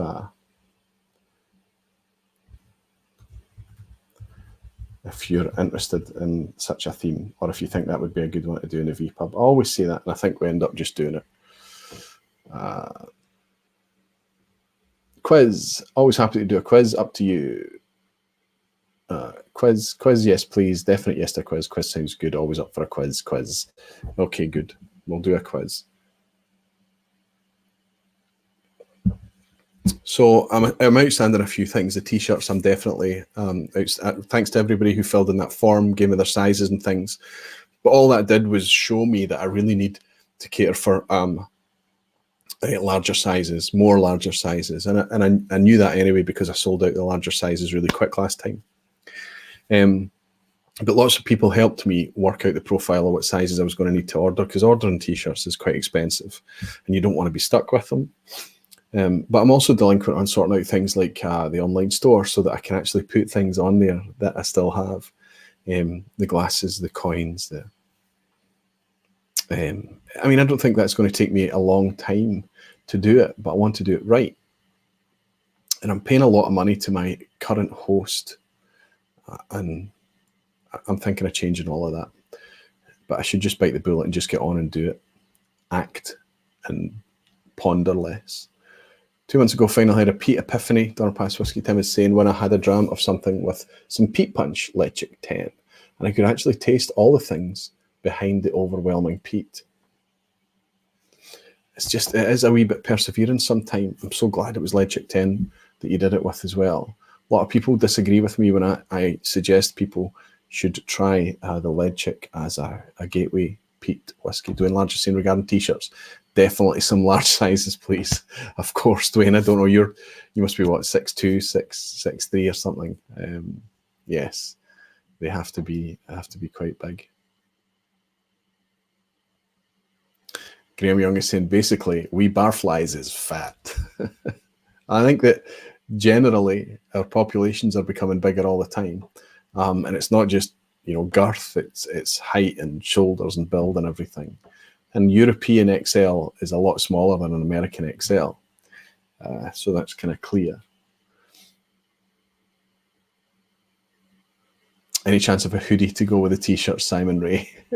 Well, if I did something like Spreadshirt, I guess that could be possible. I don't know. You never know. Donnerpass is saying, yes, need big shirts for us USA fat boys, America.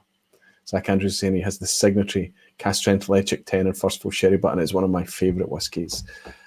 So I mentioned a couple of the best whiskies I've tasted this year in the recycled review. It was the Palo Cortado Deanston and the Daft Mill Winter Release of 2006.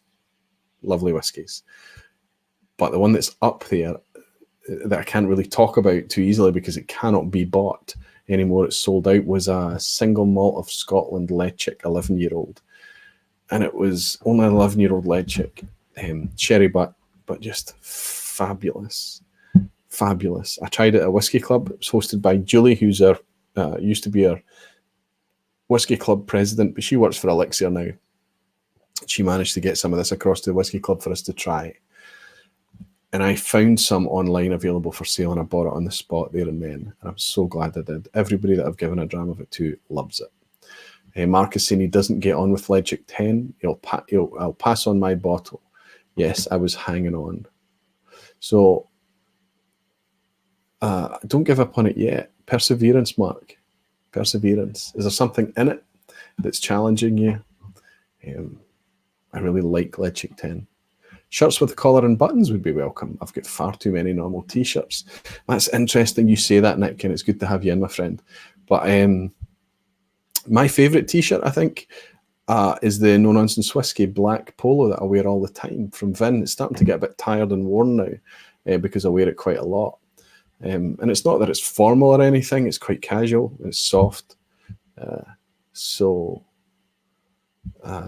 Graham Young is saying that lead cheek was dark as Coca-Cola. Oh, Graham, did I give you some of that lead cheek, that 11-year-old lead cheek? I think I may have done. I know I have given out a few samples of it. Yeah, so I need to fathom out that thing. It's part of my job occasionally for the company, for the organisation, for events, for get-togethers, for various things. We have to do branded workwear, shirts and polo shirts and things like that. And it is one of the most tricky things to do, because you get one that somebody loves, somebody else hates it. Fits somebody perfectly, the arms are too short for somebody else. It just goes on and on. And some people have allergies to certain fabrics and things. It becomes a wee bit of a headache. And what I've done with the t-shirts is I've bought them all and stocked them here and shipped them out myself, because I want to physically touch the things and make sure that they're good and okay. Maybe I'm just being a wee bit uptight, but I think that's why I'm delaying. I just need to get it sorted. I need to get it fixed. The last drop is saying, I think maybe sourcing more polo shirts if anyone is interested. Yeah, he has mentioned to me that he's thinking about doing that. Okay. Let's see if I can get this quiz.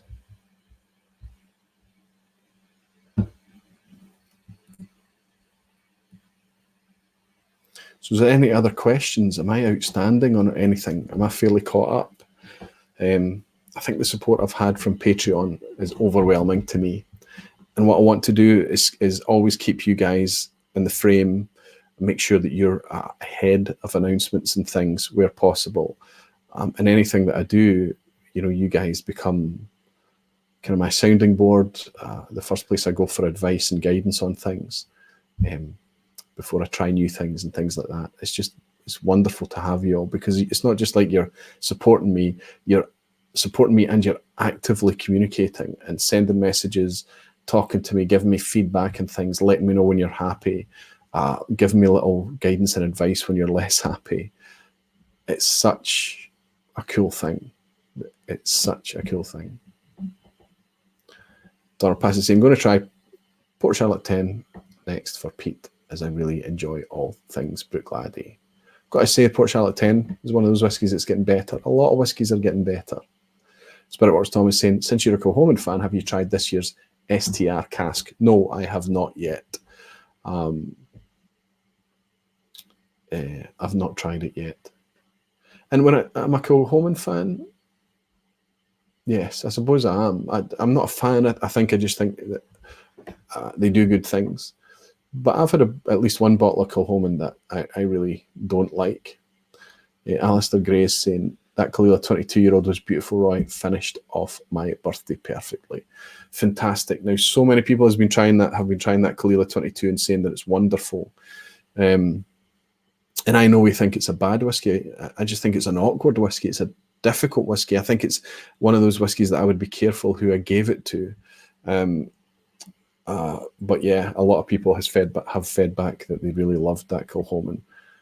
That Kalila. And it sat awkwardly for me sometimes. Do you have any more of the Glencairns with the presentation boxes? I need one more. Yes, Zach, I absolutely do. Glencairns are not perishable. They're not something I was scared about storing for any amount of time.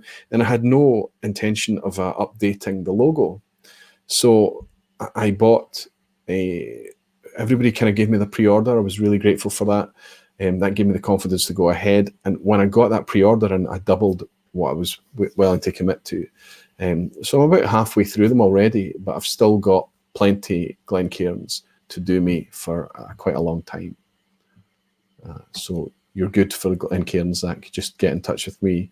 And until I get the shop sorted out, it'll just be whiskey at aquaviti.com. But you know that because we're in touch on the email already. Any interesting books over there at Aquavitae? You know, I read a book on my summer holiday this year that's an older book by Ian Banks called Raw Spirit in Search of the Perfect Dram. And I thought, when I read it, when I started to read it, I realised that I'd read it before. Lots of things came back to me, but I'd obviously read it years ago when I was quite naive into whiskey, and I'd read it at a time when I didn't understand all of the concepts that are covered in the book.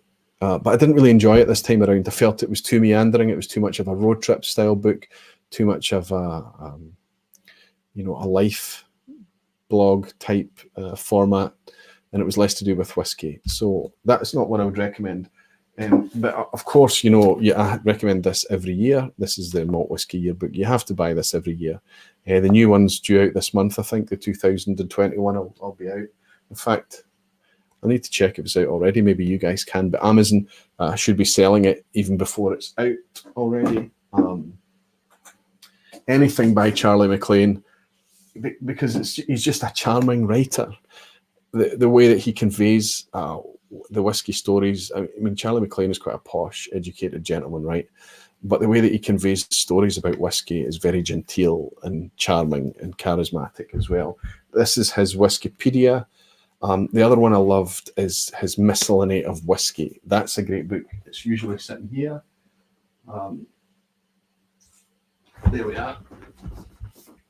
Now, this is an older edition. This is Charlie MacLean's Miscellany. There's lots of good stories and anecdotes and things in here.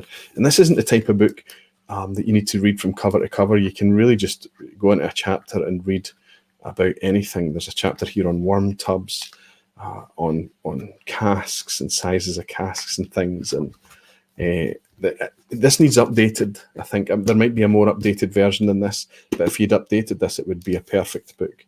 Enjoy Charlie MacLean.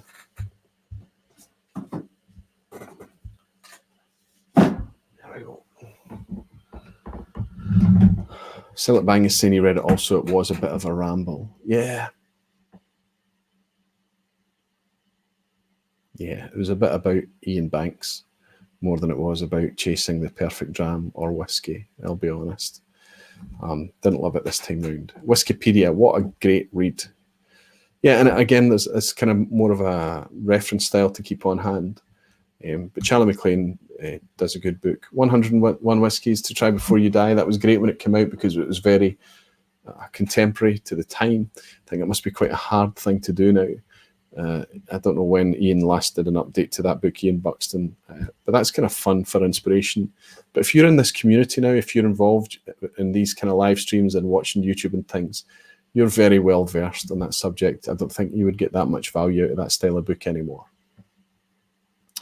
Anyway, let's get into this quiz. Been keeping you all away from your bed on a Sunday night for the guys that are in Europe anyway. We good for the quiz? Let's just get it started.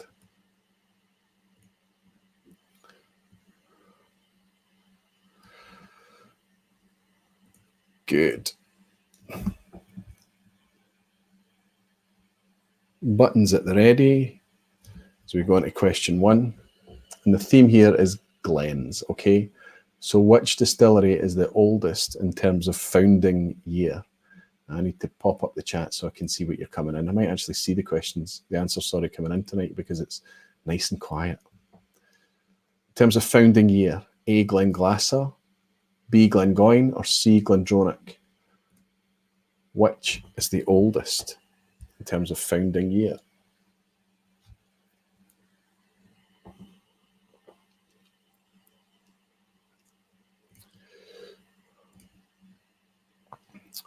Okay, I'm struggling with this. Why? There we go. Bit of a brain fart with the new software. Have I given you time to go and check it? Or are you just very, very knowledgeable crowd? It is, in fact, as so many of you have guessed already, C, Glendronach. Oh, actually, no. So many of you were thinking Glenglassaugh.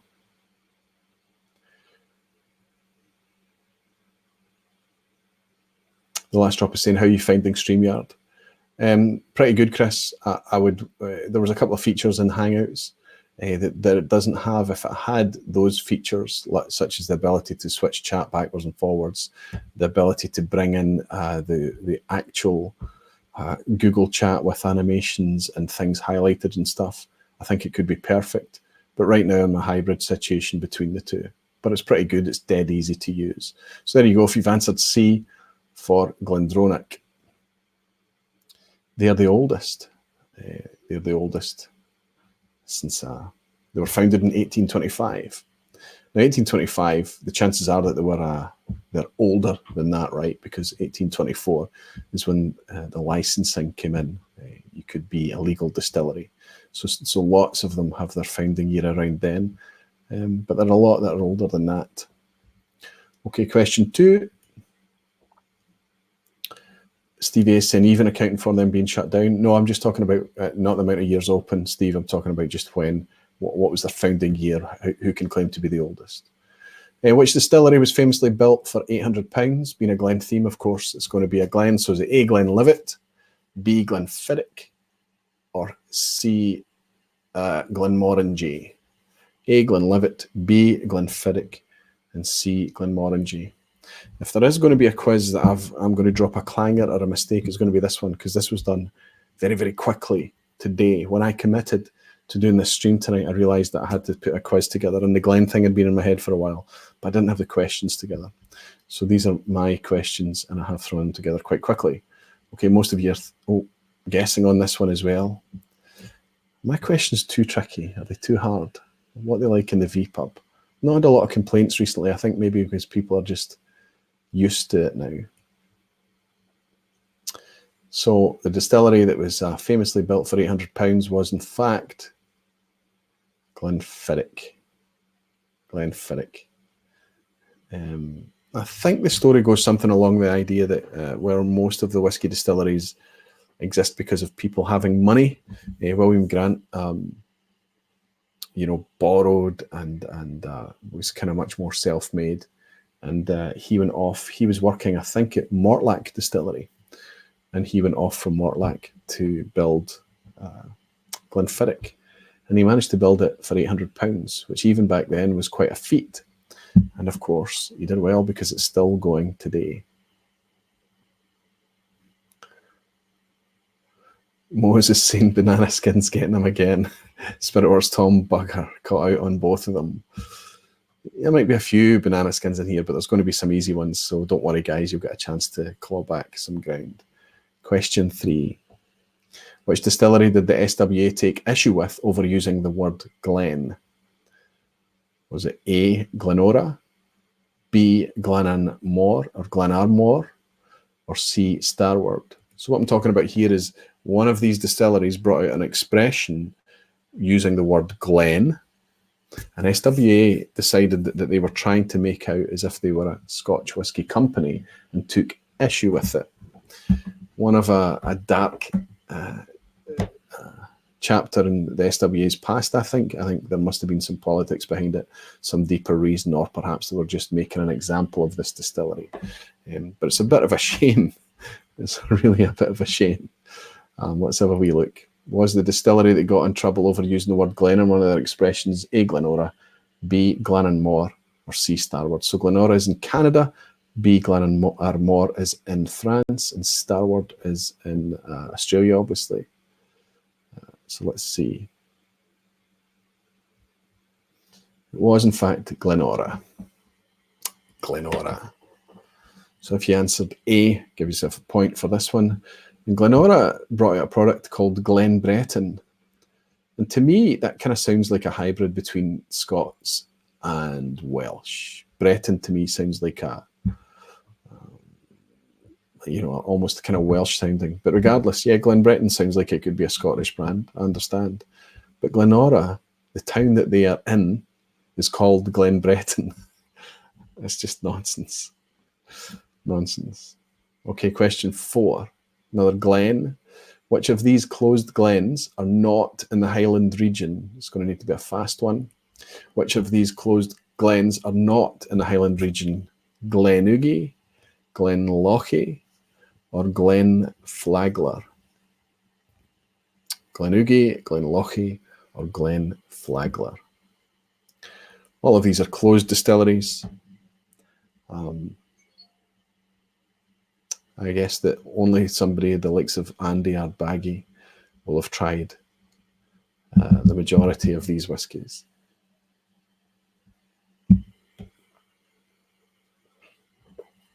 Oh, some guesswork going on here. B's and C's seems to be the most popular answer on this one. But I can tell you that it was indeed C, Glenflagler. Now, I think it wasn't a distillery in its own right. It was one of these kind of malt distilleries within a grain complex. And it was in the same complex as Killyloch, which is also closed. But it wasn't far from here. I think it was close to Airdrie. It wasn't so far from Glasgow. But the other two, so that would put it in the Lowlands region. But the other two were East and West Highland distilleries. Question 5 is an image. It's always a picture. So have a wee look at the screen and tell me which distillery we're looking at here. Now, I know somebody's going to say it's Glen something.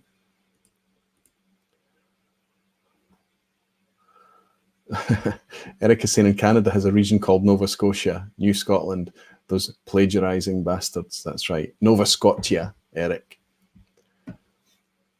Okay, what distillery do we think this is?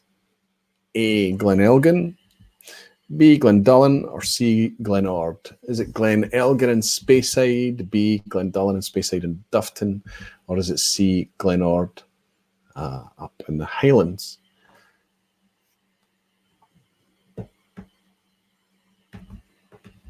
I'm going to pour another one of these wee Highland Parks from Rolf, because that was just an absolute delight. Right in the mood for this style of whiskey tonight. Who'd have known it? Ridiculously long finish on it. Medicinal red cooked fruit. What do we think we're looking at?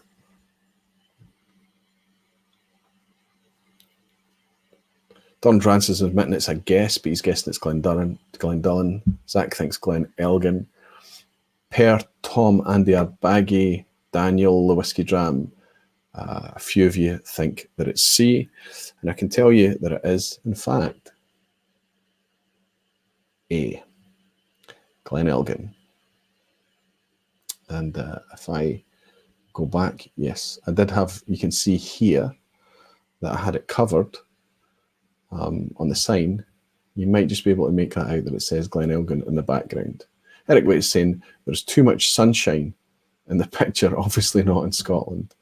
Yeah, wouldn't you know it, Eric? It's this month has been particularly grim. August, it rained pretty much, bar maybe 1 or 2 days, it rained every day in August. It's been pretty terrible. Zach Andrews is saying he opened the Tomatin Quattro series tonight. This is an adventure.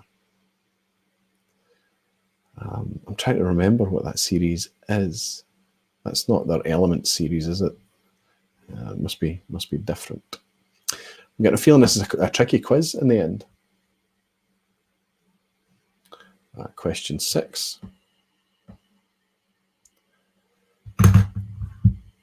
Which of these glens opened a visitor centre just this year?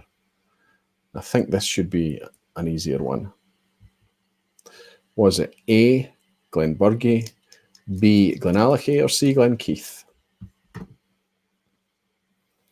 Which distillery opened a visitor centre just this year? Glenburgie, Glenallachie, or Glenkeith?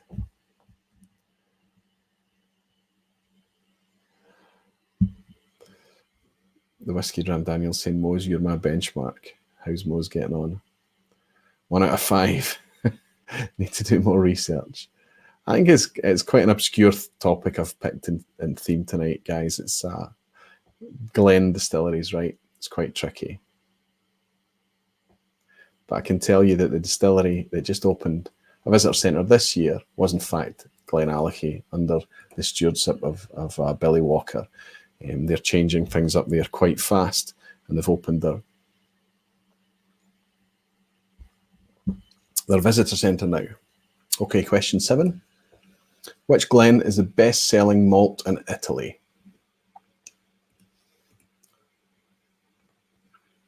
best-selling malt in Italy? A, Glenfiddich, B, Glenmorangie, or C, Glengrant? A, Glenfiddich, B, Glenmorangie, or C, Glengrant? Alistair Gray is shouting Glengrant. So, do we all follow Alistair? Or do we try switching it up? Looks like the majority of you, bar very few, are following Alistair.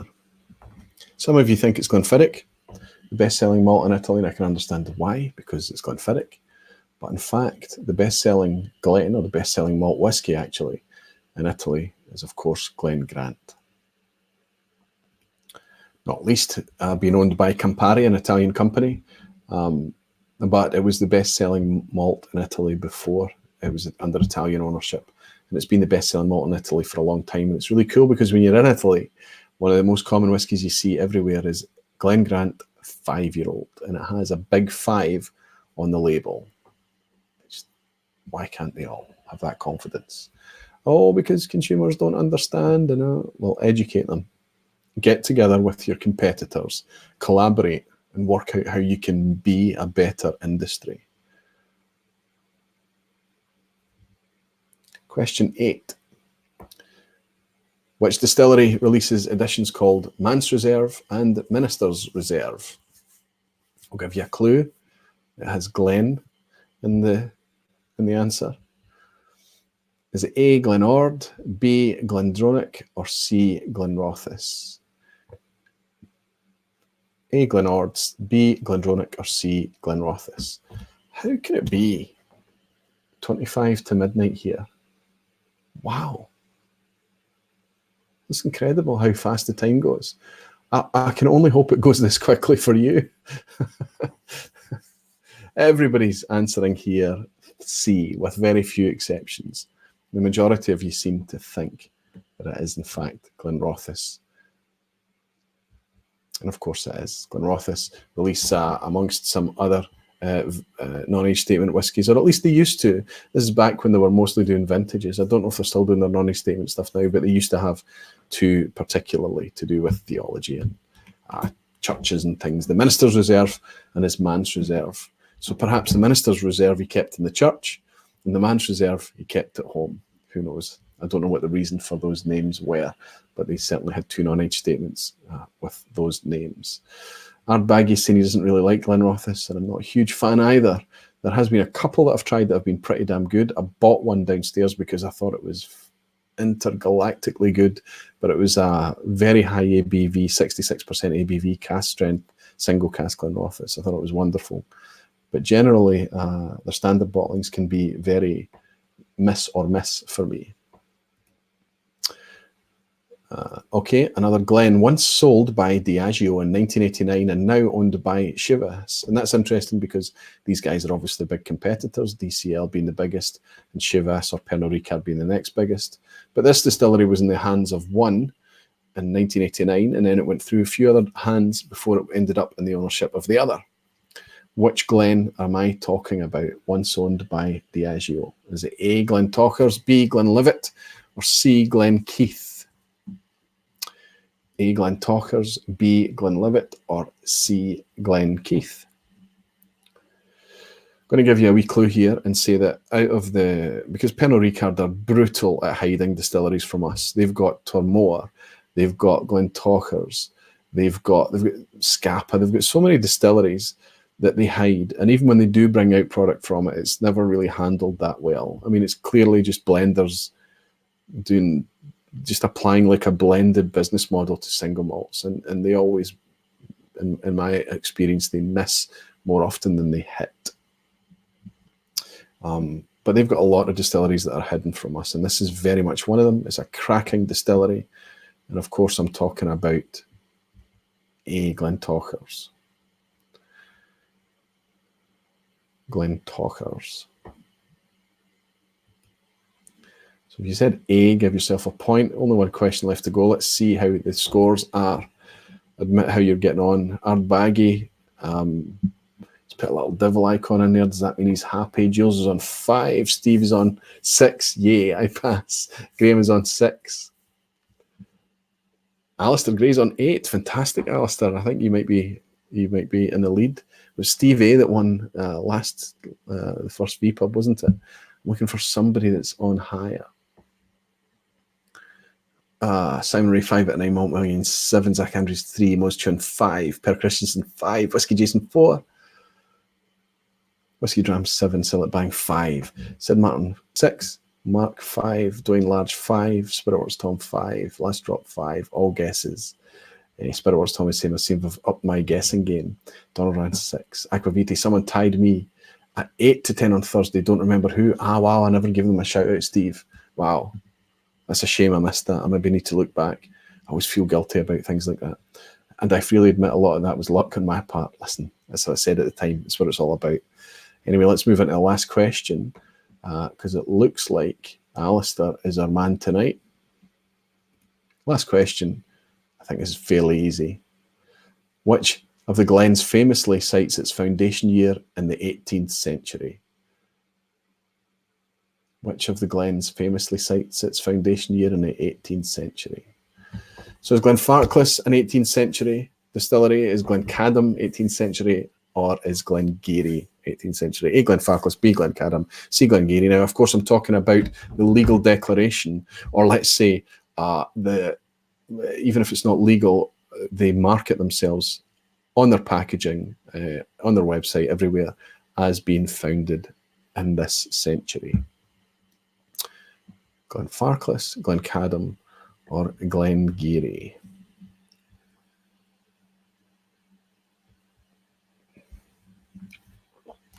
Oh, I need to send Rolf a message and talk to him about this Highland Park. It's a cracker. And there's so much available Highland Park right now. It's quite incredible. I guess just because of the amount of money they need to raise, Edrington Group to kind of pay for that Macallan distillery, I guess, is one reason for it. But there's lots of independent stock of of Highland Park rather, out there on the market right now. It's good times if you're a Highland Park fan. But I can tell you that the 18th century distillery is, of course, Glengarry. And the reason that you would know that is, for example, every core bottling of Glengarry has 1797 on the label. Founders Reserve is their 1797 expression. And yes, Mark J is saying, which Highland Park is it? I missed it earlier. Well, it's a single cask, unfortunately, Mark. I can tell you it's a 16-year-old single cask number 651 European sherry butt. So that's not just a sherry butt. It's a European oak sherry butt. So it'll be one of the big butts, one of the big 500-600 litre butts made of European sherry oak. 58% ABV. So yeah, not an easy one to get hold of. He's not put on the label anywhere who bottled it. But there you go. So let's see this. Alistair managed a 9 out of 10. Well done, Alistair. Doesn't look like there's a full house tonight. Whiskey Jason 5 out of 10. Stevie 6. Sid Martin 7. Malt Minion 7. Graham Young 7. Whiskey Dram Daniel 7. Donald Rand 7. Mark J 5. Alistair Gray 9. As I say, well done, Alistair. Simon Ray 5. Dwayne Large 5. Sillet Bang 5. Right, wait, saying, have you been to Orkney? It's almost as magical as Isla. I was only there for 2 days. I need to go back and explore the ancient ruins. Would love to go to Orkney. Have never been, Eric. I would also like to go, not for whiskey, but just to visit Shetland as well. I've never visited either. And Steve A's filling me in on the Tomatin, the Quattros 4-bottle series, 12-year, each in different sherry, Fino, Manzanilla, and Oloroso. I remember now. I knew it was a 4-bottle set, and obviously that makes sense with Quattro. Alistair Gray, this Glengoyne 15 sharpens the mind. He's convinced. Lovely whiskey. Arbaggy's saying 5 rubbish. Don't worry about it, big guy. It's still a pass mark. And Graham Young, yes, you're absolutely right, Alistair, the champ. Congratulations, Alistair. Well done. So I hope that was okay for you folks. I don't know how I've managed to prattle on for 2 hours. Thank you for indulging me once more. Thank you all so much for your fabulous, wonderful support. I didn't even get to ask you about how you thought about the software and the intro and outro and things like that. I didn't. Sometimes it's just, I can't talk about the channel too much. But it's wonderful, very, very much appreciated. It's great to have you there. It's very, very reassuring for me. And I will try to bring a patron-only lock in towards the end of September. I feel like this is the August one I'm giving you now, in the 1st of September. I'm a wee bit late with it, and I'll try and do one in September. Hopefully things will quieten down towards the end of the month for me. But I always think it fills up. But I'll do my best. This is a lovely way to spend an evening. Thank you all so much. Thank you for your generous donations, your drams, your continued support. And thanks to Rolf as well for this delicious sample. I'll see you on the 12th of September. And I'll catch up with the comments and messages as well if I can. Thank you all. Sláinte mhath, everybody.